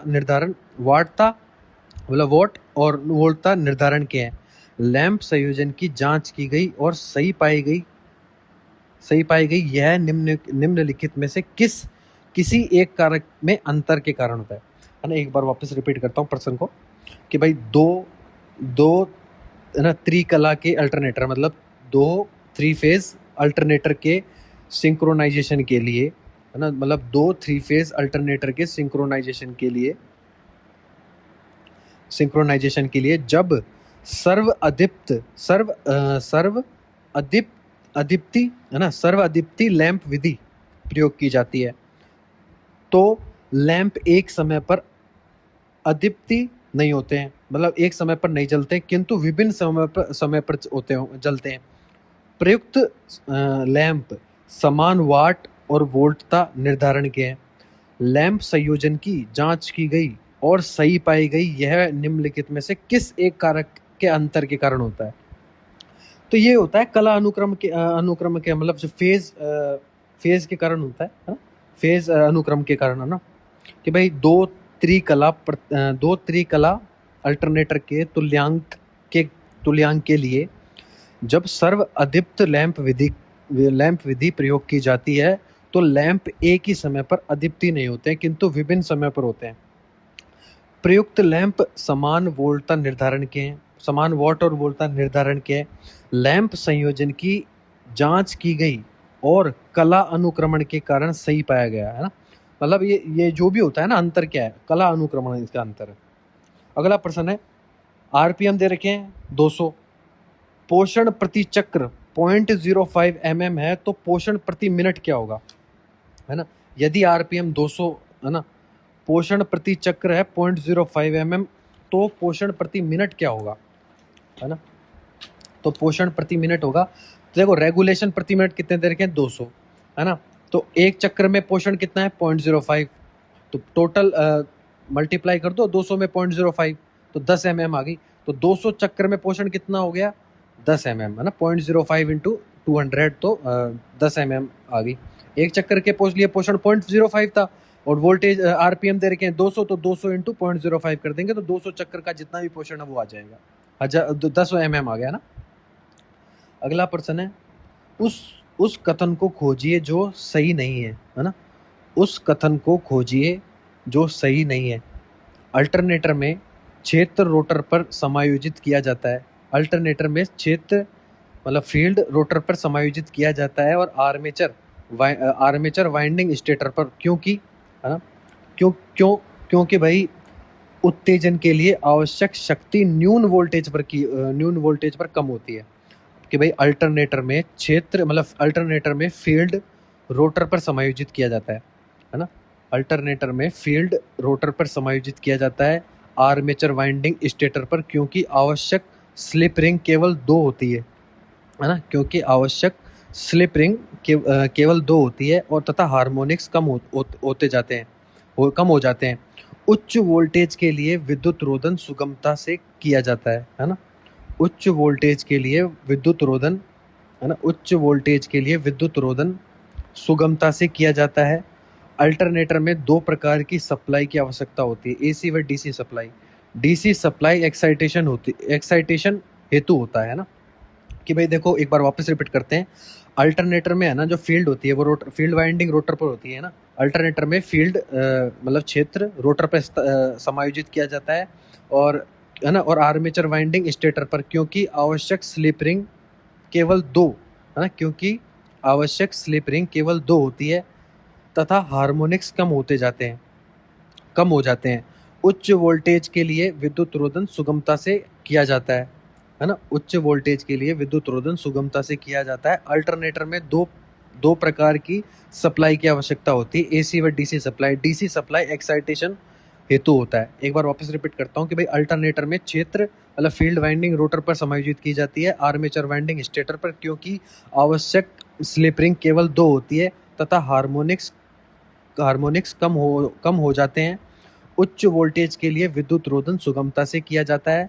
अल्टरनेटर में 2 प्रकार की सप्लाई की आवश्यकता होती है, एसी व डीसी। डीसी सप्लाई केवल एक्साइटेशन के लिए होती है ना, सप्लाई एक्साइटेशन हेतु होता है। अगला प्रश्न है, किसी अल्टरनेटर द्वारा किसी भी धारा अल्टरनेटर द्वारा कौन सी धारा पैदा की जाती है? तो भाई अल्टरनेटर द्वारा एसी पैदा करी जाएगी ना।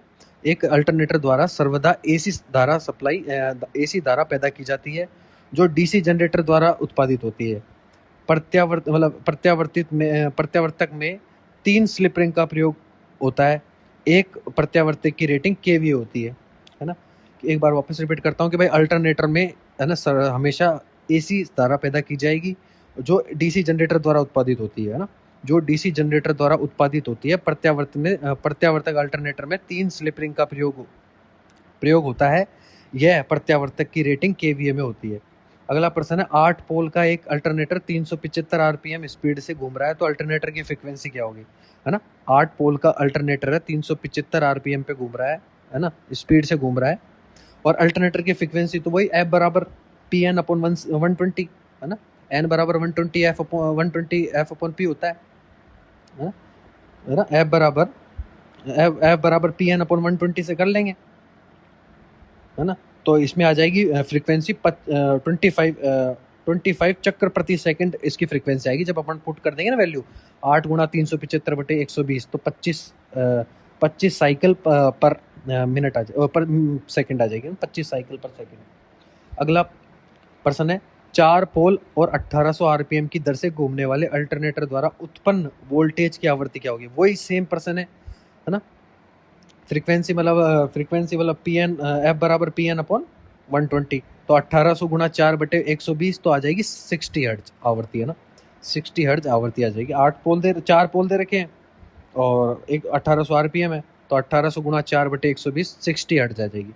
अगला प्रश्न है, एक अल्टरनेटर जिसमें 8 पोल्स हैं और 250 आरपीएम से चक्कर लगाता है, तो उसकी आवृत्ति क्या होगी? वही फ्रीक्वेंसी निकालने का, 8 पोल है 250 आरपीएम में फ्रीक्वेंसी निकालिए, तो एफ बराबर 250 गुणा 8/120 तो आ जाएगी 16 से ही 2/3 हर्ट्ज, है ना, इसकी आवृत्ति आ गई ना। अगला प्रश्न है, अल्टरनेटिंग करंट में क्या होता है? कि भाई अल्टरनेटिंग करंट की दिशा और परिमाण, एसी करंट क्या होता है? करंट की दिशा और परिमाण समय के साथ बदलते रहते हैं। ग्राफ साइनोसोडियल जैसा ग्राफ आता है इसका, है ना। तो भाई एसी में धारा का परिमाण एवं दिशा दोनों समय के साथ बदलते रहते हैं, जबकि डीसी धारा की स्थिति में आयाम और दिशा समय के साथ कांस्टेंट बनी रहती है, स्थिर रहती है, और एक ही दिशा में धारा का प्रभाव होता है। एसी डीसी समझ गए आप ना। एसी में परिमाण और दिशा हमेशा बदलते रहते हैं, डीसी में कांस्टेंट होता है। अगला प्रश्न है, आउटपुट वोल्टेज में सबसे बड़ी गिरावट एक अल्टरनेटर से किस लोड पर पूरा भार लेने के लिए परिणाम स्वरूप होगी?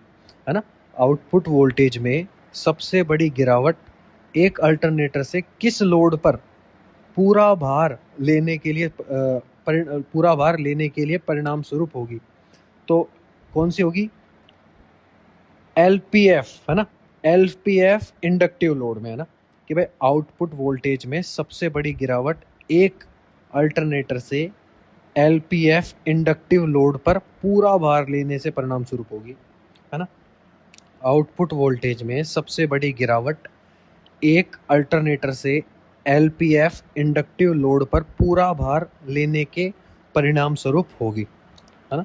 आउटपुट वोल्टेज में सबसे बड़ी गिरावट एक अल्टरनेटर से LPF इंडक्टिव लोड पर पूरा भार लेने के परिणाम स्वरूप होगी, है ना।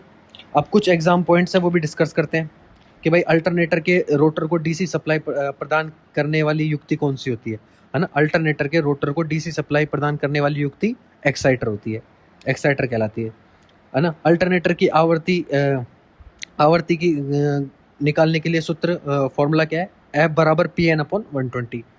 अगला पॉइंट है, बड़े आकार के अल्टरनेटर में चुंबकीय क्षेत्र को बड़े आकार के अल्टरनेटर्स में चुंबकीय क्षेत्र को रखा जाता है घूर्णीय, है ना। बड़े आकार के अल्टरनेटर्स में चुंबकीय क्षेत्र को रखा जाता है घूर्णीय। अगला पॉइंट है, अल्टरनेटर में चुंबकीय क्षेत्र को घूर्णीय तथा आर्मेचर को स्थिर रखने का लाभ यह है कि उत्पन्न विद्युत वाहक बल को बिना स्लिप रिंग्स आदि के सीधे ही लोड को प्रदान किया जाता है ना। कि भाई अल्टरनेटर में चुंबकीय क्षेत्र को घूर्णीय तथा आर्मेचर को स्थिर रखने का लाभ यह है कि उत्पन्न विद्युत वाहक बल को बिना स्लिप रिंग्स आदि के सीधे ही लोड को प्रदान किया जाता है ना। अल्टरनेटर में चुंबकीय क्षेत्र को घूर्णीय तथा आर्मेचर को स्थिर रखने का लाभ यह है कि उत्पन्न विद्युत वाहक बल को बिना स्लिप रिंग्स आदि के सीधे ही लोड को प्रदान किया जाता है ना। भारत में मान्य फेज क्रम क्या है? RYB, है ना। फेज सीक्वेंस RYB है ना। अगला पॉइंट है, बेलनाकार रोटर के साथ सामान्यतः प्रयोग किया जाने वाला प्राइम मूवर होता है, उच्च घूर्णीय गति वाला होता है ना। बेलनाकार रोटर के साथ सामान्यतः प्रयोग किया जाने वाला प्राइम मूवर होता है, उच्च घूर्णीय गति वाला होता है। अगला पॉइंट है, सेलिएंट पोल रोटर का आकार होता है, लंबाई में कम और व्यास अधिक होता है ना। सेलिएंट पोल रोटर का आकार होता है, लंबाई में कम और व्यास अधिक होता है। अगला पॉइंट है, अल्टरनेटर द्वारा उत्पन्न विद्युत वाहक बल की आवृत्ति निर्भर करती है, पोल्स की संख्या और घूर्णन गति पर निर्भर करती है। अगला पॉइंट है, प्रत्यावर्तक वोल्टता का नियम, वोल्टेज रेगुलेशन का नियम क्या है? वही वोल्टेज रेगुलेशन बराबर मतलब V no load minus V full load upon V full load into 100, है ना। V no load minus V full load upon V full load into 100। V no load minus V full load upon V full load into 100। अगला point है, alternator में synchronisation के लिए सामान्यतः प्रयोग की जाने वाली विधि कौन सी है? डार्क लैंप विधि, ब्राइट लैंप विधि, डार्क तथा ब्राइट लैंप विधि, है ना। 3 है, डार्क लैंप विधि, ब्राइट लैंप विधि, डार्क तथा ब्राइट लैंप विधि। समांतर क्रम में संयोजित किया जाने वाला दूसरा अल्टरनेटर कहलाता है इनकमिंग मशीन, है ना। समांतर क्रम में संयोजित किया जाने वाला दूसरा अल्टरनेटर कहलाता है इनकमिंग मशीन, सॉरी, है ना। दूसरा अल्टरनेटर क्या कहलाता है? Incoming machine. अगला पॉइंट है, प्रत्यावर्तक को समांतर क्रम में प्रचलित करने का लाभ क्या है? विद्युत प्रदाय लाइन में ब्रेक डाउन नहीं होता है ना। विद्युत प्रदाय लाइन में ब्रेक डाउन नहीं होता। अगला पॉइंट है, सामान्यतः उत्तेजक को स्थापित किया जाता है, रोटर के साथ किया जाता है, मतलब एक्साइटर को ना, रोटर के साथ। अगला पॉइंट है, प्रत्यावर्तक का शक्ति गुणक निर्भर करता है भार पर, लोड पर, है ना। टर्बो अल्टरनेटर के लिए उपयुक्त रोटर कौन सा है? बेलनाकार, है ना। टर्बो अल्टरनेटर के लिए उपयुक्त रोटर कौन सा है? बेलनाकार। अगला पॉइंट है, प्रत्यावर्तक में स्टेटर क्रोड की परतों मतलब लेमिनेशन की धातु कौन सी होती है? सिलिकॉन स्टील की होती है। उच्च गति वाले प्रत्यावर्तक में रोटर क्या होते हैं? बेलनाकार होते हैं, है ना। उच्च गति वाले प्रत्यावर्तक में अल्टरनेटर में रोटर होते हैं बेलनाकार होते हैं, है ना, सिलेंड्रिकल। अगला पॉइंट है, हाइड्रो जनरेटर की गति सीमा क्या होती है ना। हाइड्रो जनरेटर की गति सीमा 120 आरपीएम से 500 आरपीएम के बीच होती है। अगला पॉइंट है, किस भार का शक्ति गुणक इकाई होता है? तो तंतु लैंप का ना। किस भार का शक्ति गुणक इकाई होता है? तंतु लैंप का, है ना। अगला पॉइंट है, प्रत्यावर्तक की गति बढ़ाने पर आवृत्ति बढ़ जाती है। जो गति बढ़ाएंगे ना तो उसकी आवृत्ति बढ़ जाएगी अल्टरनेटर में। अगला पॉइंट है, प्रत्यावर्तक में प्रयुक्त एक्साइटर किस प्रकार का होता है? डीसी शंट जनरेटर होता है ना। अल्टरनेटर में प्रयुक्त एक्साइटर कौन सा होता है? डीसी शंट जनरेटर होता है। अगला पॉइंट है प्रत्यावर्तक में इकाई शक्ति गुणक पर आर्मेचर फ्लक्स का प्रभाव क्रॉस मैग्नेटाइजिंग होगा ना।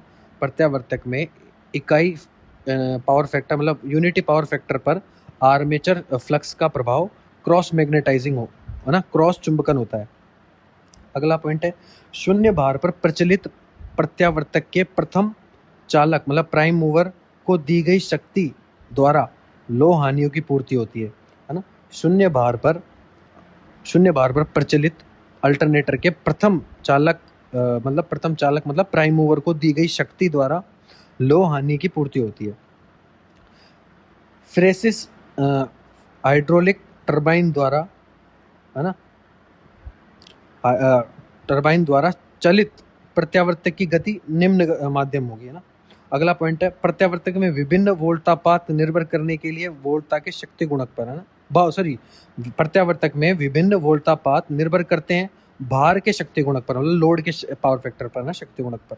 अगला पॉइंट है प्रत्यावर्तक में पश्चगामी शक्ति गुणक पर उत्पन्न विद्युत वाहक बल इकाई शक्ति गुणक पर वोल्टा की तुलना में टर्मिनल वोल्टा से अधिक होगा है ना।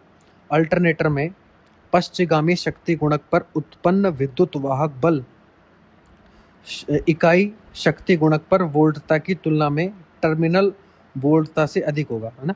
कि भाई अल्टरनेटर में पश्चगामी शक्ति गुणक पर उत्पन्न विद्युत वाहक बल इकाई शक्ति गुणक पर वोल्टता की तुलना में टर्मिनल वोल्टता से अधिक होगा।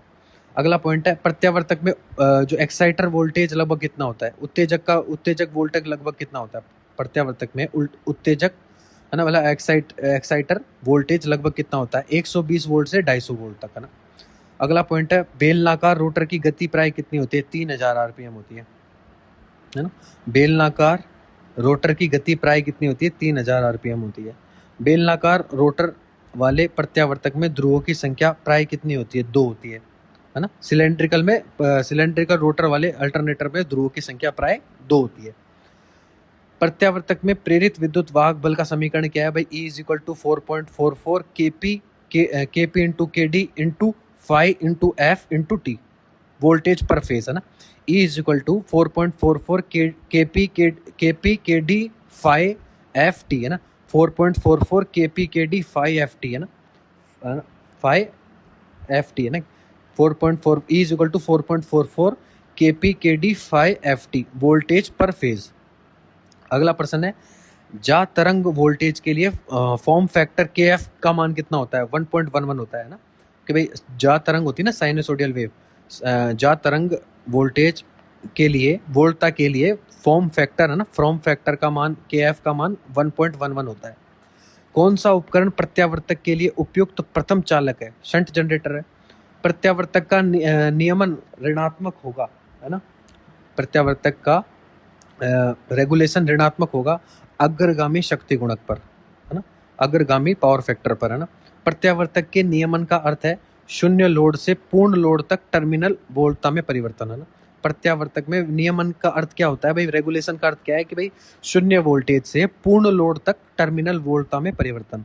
अगला पॉइंट है प्रत्यावर्तक का चुंबकन वक्र अल्टरनेटर का चुंबकन वक्र प्रदर्शित करता है किसको?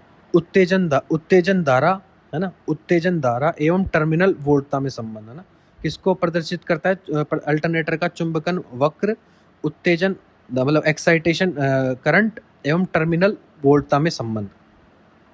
अगला प्रश्न है, अगला पॉइंट है प्रत्यावर्तकों में रोटर को लेमिनेटेड करने का प्रत्यावर्तक अल्टरनेटर में रोटर को लेमिनेटेड करने से भंवरधारा हानियां कम हो जाती है। कमर्शियल अल्टरनेटर में स्थिर आर्मेचर तथा घूर्णी क्षेत्र होते हैं है ना। स्थिर कमर्शियल जो अल्टरनेटर में स्थिर आर्मेचर तथा घूर्णीय क्षेत्र होते हैं। अगला पॉइंट है लघु पिच कुंडलन का मुख्य लाभ है ना। शॉर्ट पिच कुंडलन का मुख्य लाभ क्या है? हार्मोनिक्स का प्रभाव कम करना तथा जा तरंग उपलब्ध होना है ना। लघु पिच कुंडलन का मुख्य लाभ है ना हार्मोनिक्स का प्रभाव कम करना तथा जा तरंग उपलब्ध होना है ना। लघु पिच कुंडलन का लघु पिच कुंडलन का मुख्य लाभ क्या है? हार्मोनिक्स का प्रभाव कम करना तथा जात तरंग उपलब्ध होना। अगला पॉइंट है, एक प्रत्यावर्तक में कुंडली अंतराल 5/6 है, तो विद्युत अंशों में कुंडली पार्ट क्या होगा, स्पैन क्या होगा? वही 180 इंटू 5/6 कर देंगे तो 150 डिग्री आ जाएगा। एक 2/3, एक 2/3 लघु पिच कुंडली का पिच गुणांक क्या होता है? 0.866 होता है ना। मतलब एक 2/3 शॉर्ट पिच वाइंडिंग का पिच गुणांक कितना होता है? 0.866 होता है। अगला पॉइंट है, एक 6 ध्रुव पूर्ण पिच कुंडली का पार्ट कितना होता है? 60 डिग्री यांत्रिक होता है, 60 डिग्री मैकेनिकल है ना। एक 6 पोल है ना, एक 6 पोल है ना, एक 6 पोल पूर्ण पिच कुंडली का पार्ट है ना 60 डिग्री यांत्रिक होता है ना। एक 6 पोल पूर्ण पिच कुंडली का पार्ट 60 डिग्री यांत्रिक होता है। एक अगला पॉइंट है, एक प्रत्यावर्तक में भार डालने पर प्रत्यावर्तक के मुख्य क्षेत्र में डिस्टॉर्शन होता है। इसका अर्थ है कि लोड का शक्ति गुणांक इकाई है, यानी कि भाई एक प्रत्यावर्तक में भार डालने पर प्रत्यावर्तक के मुख्य क्षेत्र, मुख्य मेन फील्ड में डिस्टॉर्शन होता है। इसका अर्थ क्या है कि भाई लोड का शक्ति गुणांक इकाई है। अगला पॉइंट है, यदि प्रत्यावर्तक में आर्मेचर रिएक्शन का प्रभाव क्षेत्र उत्तेजन पर चुंबकीय मतलब मैग्नेटाइजिंग होता है, तब शक्ति गुणांक शून्य अग्रगामी होगा, है ना। कि यदि अल्टरनेटर में आर्मेचर रिएक्शन का प्रभाव क्षेत्र उत्तेजन मतलब फील्ड एक्साइटेशन पर चुंबकीय होता है ना, मैग्नेटाइजिंग होता है, तब शक्ति गुणक जो पावर फैक्टर है शून्य अग्रगामी होगा।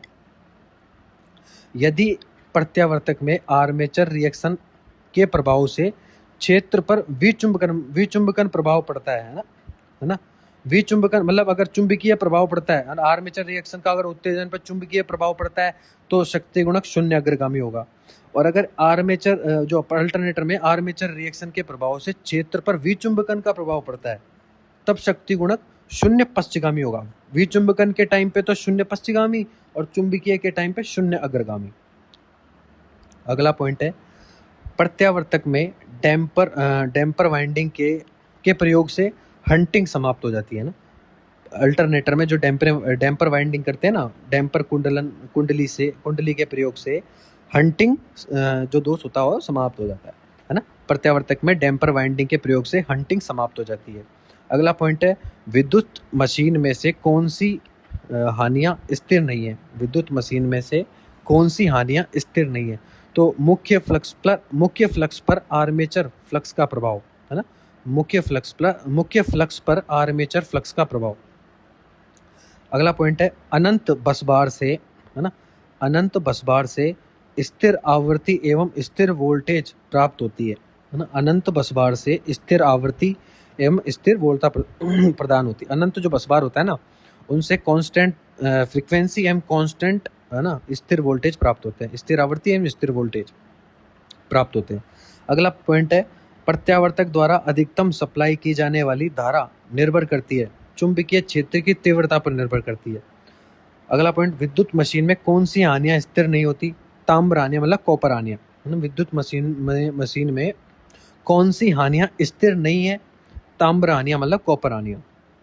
अगला पॉइंट है, समान निर्गत क्षमता वाले परंतु भिन्न भिन्न वोल्टेज रेटिंग वाले अल्टरनेटर्स में निम्न वोल्टता वाले प्रत्यावर्तक महंगा होगा, है ना।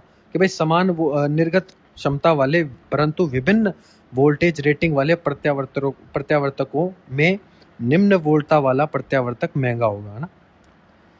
अगला पॉइंट है, जब दो प्रत्यावर्तक ठीक तुल्यांकिक स्थिति में कार्य कर रहे हो, ना, जब दो अल्टरनेटर सिंक्रोनस स्थिति में सिचुएशन में कार्य कर रहे हो तब तुल्यांकी शक्ति क्या होगी? शून्य होगी। मतलब अगर कांस्टेंट सिंक्रोनाइजेशन से चल रहे हैं दो प्रत्यावर्तक, है ना, तो शून्य इसकी तुल्यांकी शक्ति क्या होगी? शून्य होगी।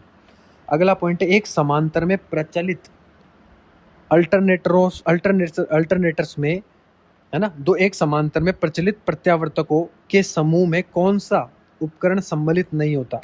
वितरण ट्रांसफॉर्मर है ना, एक समांतर में प्रचलित प्रत्यावर्तकों के समूह में कौन सा उपकरण सम्मिलित नहीं होता? वितरण ट्रांसफॉर्मर सम्मिलित नहीं होता ना, डिस्ट्रीब्यूशन ट्रांसफॉर्मर।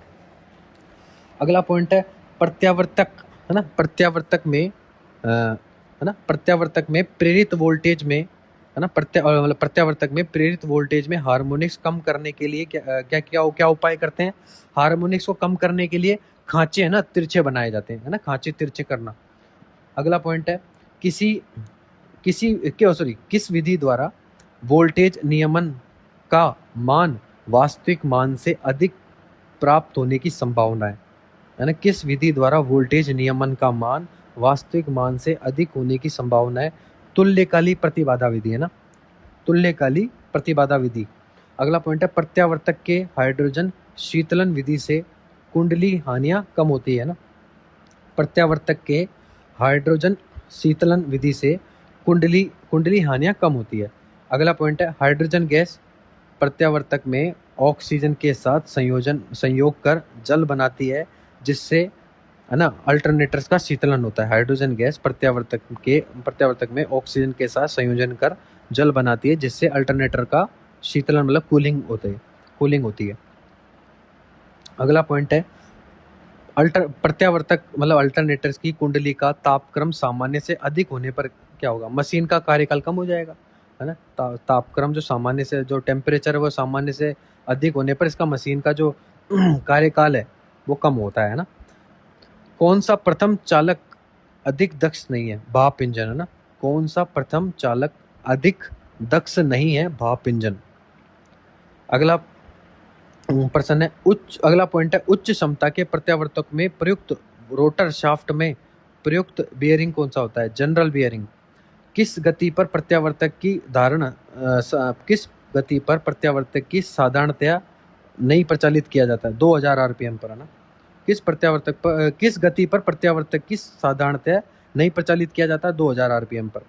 अगला पॉइंट है प्रत्यावर्तक में वितरित कुंडली प्रयोग करने का एक लाभ वोल्टेज तरंग में सुधार करना है ना, प्रत्यावर्तक में वितरित मतलब डिस्ट्रीब्यूटेड वाइंडिंग है ना, प्रत्यावर्तक में डिस्ट्रीब्यूटेड वाइंडिंग्स प्रयोग करने का एक लाभ क्या है? वोल्टेज तरंग में सुधार लाना ना। अगला पॉइंट है प्रत्यावर्तक के शीतलन हेतु प्रयोग में न आने वाला शीतलक कौन सा है? Carbon dioxide. शीतलन की क्रिया से सबसे कम घर्षण हानि उत्पन्न करने वाला शीतलक कौन सा है? हाइड्रोजन।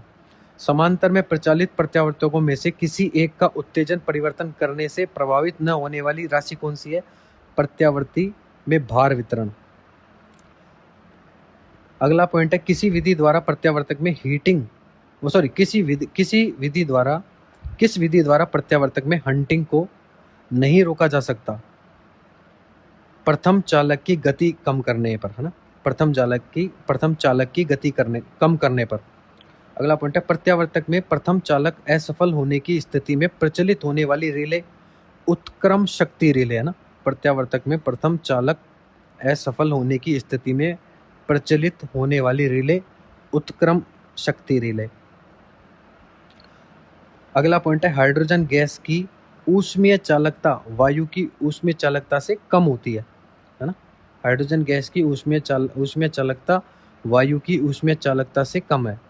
अगला पॉइंट है एक प्रथम चालक की क्षमता की इकाई क्या है? किलोवाट या एचपी है ना, प्रथम चालक की क्षमता की इकाई किलोवाट या एचपी।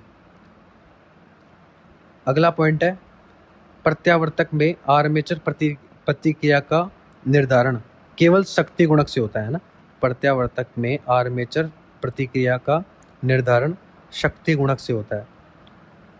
प्रत्यावर्तक के क्षेत्र को एक्साइटेशन करने के लिए रोटर पर उपलब्ध स्लिप रिंग की संख्या कितनी होती है? 2 होती है।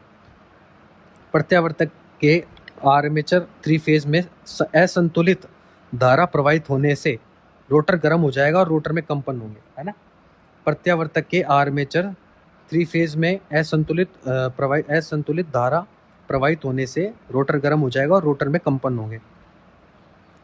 प्रत्यावर्तक क्षेत्र में क्रॉस मैग्नेटाइजिंग से निर्गत वोल्टता जा वक्रीय नहीं होगी है ना, क्रॉस चुंबकन से निर्गत वोल्टता जावक्रिय नहीं होगी।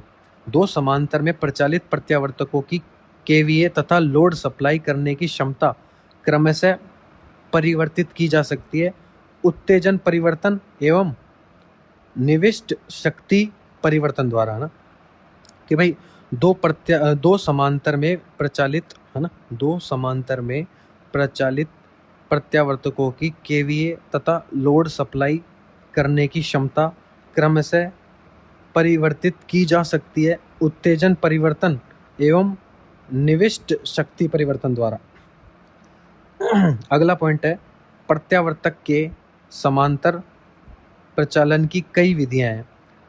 किस विधि को इस कार्य के लिए प्रयुक्त नहीं किया जा सकता, है ना। प्रत्यावर्तक के समांतर प्रचालन की कई विधियां हैं, किस विधि को इस कार्य के लिए प्रयुक्त नहीं किया जा सकता, भार परिवर्तन विधि, है ना। अगला पॉइंट है, तुल्यकाली प्रतिबाधा मतलब XS, है ना, XS तथा काल्पनिक भाग XA प्रदर्शित करता है, मतलब तुल्यकाली प्रतिबाधा तथा तुल्यकाली प्रतिबाधा का काल्पनिक भाग प्रदर्शित करता है किसको, आर्मेचर रिएक्शन को, है ना। तुल्यकाली प्रतिघात का काल्पनिक भाग प्रदर्शित करता है आर्मेचर रिएक्शन को। दो प्रत्यावर्तक समांतर में प्रचालित है, यदि एक प्रत्यावर्तक का क्षेत्र परिवर्तन किया जाए तब इस प्रत्यावर्तक का शक्ति गुणक परिवर्तित होगा, है ना। दो प्रत्यावर्तक समांतर में प्रचालित हैं, यदि एक प्रत्यावर्तक का क्षेत्र परिवर्तन किया जाए तब इस प्रत्यावर्तक का शक्ति गुणक परिवर्तित होगा, ना, शक्ति गुणक परिवर्तित होगा। अगला पॉइंट है, पोर्टियर त्रिभुज पृथक करता है ना, पोर्टियर त्रिभुज पृथक करता है आर्मेचर क्षरण प्रतिघात एवं आर्मेचर रिएक्शन आर्मेचर प्रतिक्रिया चुंबकीय वाहक बल को, है ना। कि भाई एक पोर्टियर त्रिभुज पृथक करता है आर्मेचर क्षरण प्रतिघात एवं आर्मेचर प्रतिक्रिया चुंबकीय वाहक बल को। अगला पॉइंट है, कुंडली का पिच गुणक अनुपात है लघु पिच एवं पूर्ण पिच कुंडली की वोल्टेज का, है ना, लघु पिच एवं पूर्ण पिच कुंडली की वोल्टेज का। अगला पॉइंट है, टरबाइन द्वारा चालित प्रत्यावर्तकों में उत्तेजन वोल्टता का क्रम क्या होता है, 100 वोल्ट से 800 वोल्ट तक, है ना। किस कुंडली द्वारा लगभग साइन वेव वोल्टेज प्राप्त होती है, लघु पिच डिस्ट्रीब्यूटेड कुंडलन द्वारा, है ना। प्रत्यावर्तक में आर्मेचर फ्लक्स मुख्य फ्लक्स का विरोध करेगा यदि शक्ति गुणक शून्य पश्चगामी हो, है ना। प्रत्यावर्तक में आर्मेचर फ्लक्स मुख्य फ्लक्स का विरोध करेगा यदि पावर फैक्टर मतलब शक्ति गुणक शून्य पश्चगामी हो। और प्रत्यावर्तक में आर्मेचर फ्लक्स चुंबकीय क्षेत्र की सहायता करेगा, मतलब विरोध करेगा तो शून्य पश्चगामी, और प्रत्यावर्तक में आर्मेचर फ्लक्स अगर मुख्य फ्लक्स की सहायता करेगा तो शक्ति गुणक शून्य अग्रगामी, ना। विरोध करेगा तो शून्य पश्चगामी, है ना, और सहायता करेगा तो शून्य अग्रगामी। अगला पॉइंट है, यदि किसी ग्रिड से संयोजित प्रत्यावर्तक का प्रथम चालक कार्य करना बंद कर दे तथा प्रत्यावर्तक के क्षेत्र को उत्तेजन धारा मिलती रहे तब प्रत्यावर्तक का व्यवहार क्या होगा, तुल्यकाली मोटर की भांति होगा, है ना, सिंक्रोनस मोटर की भांति होगा, जिसकी गति पूर्ववत दिशा में ही रहेगी, है ना, जिसकी गति सेम पहले जैसी ही रहेगी, है ना। अगला पॉइंट है, अल्टरनेटर में प्रेरित विद्युत वाहक बल की दिशा ज्ञात की जा सकती है। अल्टरनेटर में प्रेरित विद्युत वाहक बल की दिशा, है ना, फ्लेमिंग के दाएं हाथ के नियम के द्वारा दी जा सकती है, ना, फ्लेमिंग के दाएं हाथ के नियम द्वारा। अगला पॉइंट है, प्रत्यावर्तक में स्थिर आर्मेचर तथा चुंबकीय क्षेत्र की प्रत्यावर्तक में स्थिर आर्मेचर, है ना, प्रत्यावर्तक में स्थिर आर्मेचर तथा चुंबकीय क्षेत्र को घूमने की, है ना, प्रत्यावर्तक में स्थिर आर्मेचर तथा चुंबकीय क्षेत्र को घूमने की अवस्था में रखने के लाभ क्या है, प्रत्यावर्तक से 33 डिग्री, ना, 33 मतलब प्रत्यावर्तक में, है ना, प्रत्यावर्तक में स्थिर आर्मेचर तथा चुंबकीय क्षेत्र को घूमने की अवस्था में रखने के लाभ क्या है, प्रत्यावर्तकों में प्रत्यावर्तकों से 33 किलोवाट 33 केवी तक की उच्च वोल्टता उत्पन्न की जा सकती है ना। इंपॉर्टेंट पॉइंट है कि भाई प्रत्यावर्तक में स्थिर आर्मेचर तथा चुंबकीय क्षेत्र को घूमने की अवस्था में रखने के लाभ क्या है। प्रत्यावर्तकों से 33 केवी तक की उच्च वोल्टता उत्पन्न की जा सकती है। अगला पॉइंट है प्रत्यावर्तक के स्टेटर क्रोड के अधिक खुली स्लॉट के लाभ क्या है ना। जनित विद्युत वाहक बल की तरंगों में उर्मिकाएं उर्मिकाएं उत्पन्न होती है ना। जनित विद्युत वाहक बल की रिपल है ना। जनित विद्युत वाहक बल की तरंगों में उर्मिकाएं उत्पन्न होती है। अगला पॉइंट है फ्लक्स वितरण की दृष्टि से ये अर्धबंद खांचे वाले है ना। मतलब फ्लक्स वितरण की दृष्टि से ये अर्धबंद खांचे खुले खांचों की अपेक्षा होते हैं, अच्छे होते हैं है ना। फ्लक्स वितरण की दृष्टि से ये अर्धबंद खांचे खुले खांचों की अपेक्षा होते हैं, अच्छे होते हैं ना। अगला पॉइंट है बंद खांचों वाले है ना। बंद खांचों वाले कुंडलनों है ना। बंद खांचों वाले कुंडलनों की प्रेरक होती है ना। जो बंद खांचे वाले जो कुंडलनों की प्रेरकत्व होती है, अधिक होती है। अगला पॉइंट है ध्रुव नाल ध्रुव पिच का भाग ढकती है, 2/3 भाग ढकती है ना। ध्रुव नाल ध्रुव पिच का कितना भाग ढकती है, 2/3 भाग ढकती है। अगला पॉइंट है अवमंदन कुंडलन प्रत्यावर्तकों में फेज हंटिंग को निष्प्रभावित करते हैं। अगला पॉइंट है प्रत्यावर्तक में असंनुत क्षेत्र संरचना के मुख्य लक्षण क्या है। इनमें वायु हानियां कम होती है।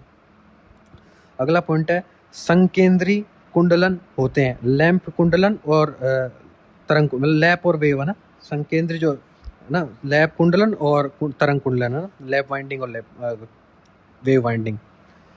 प्रत्यावर्तक में वितरित कुंडलन के लाभ क्या है ना। डिस्ट्रीब्यूटेड वाइंडिंग्स के लाभ क्या है। आर्मेचर जो प्रतिघात है उसको कम हो जाती है ना। प्रत्यावर्तक में वितरित कुंडलन के लाभ क्या है। आर्मेचर प्रतिघात कम हो जाती है। अगला पॉइंट है इलेक्ट्रिक मशीनों के लिए उपयुक्त इंसुलेशन कौन सा है ना। इलेक्ट्रिक मशीनों के लिए उपयुक्त इंसुलेशन क्लास ए मतलब वर्ग ए का है ना। क्लास ए का इंसुलेशन है ना। अगला पॉइंट है अल्टरनेटर का वो रेगुलेशन का फॉर्मूला क्या है। V0 - V upon V into 100 है ना।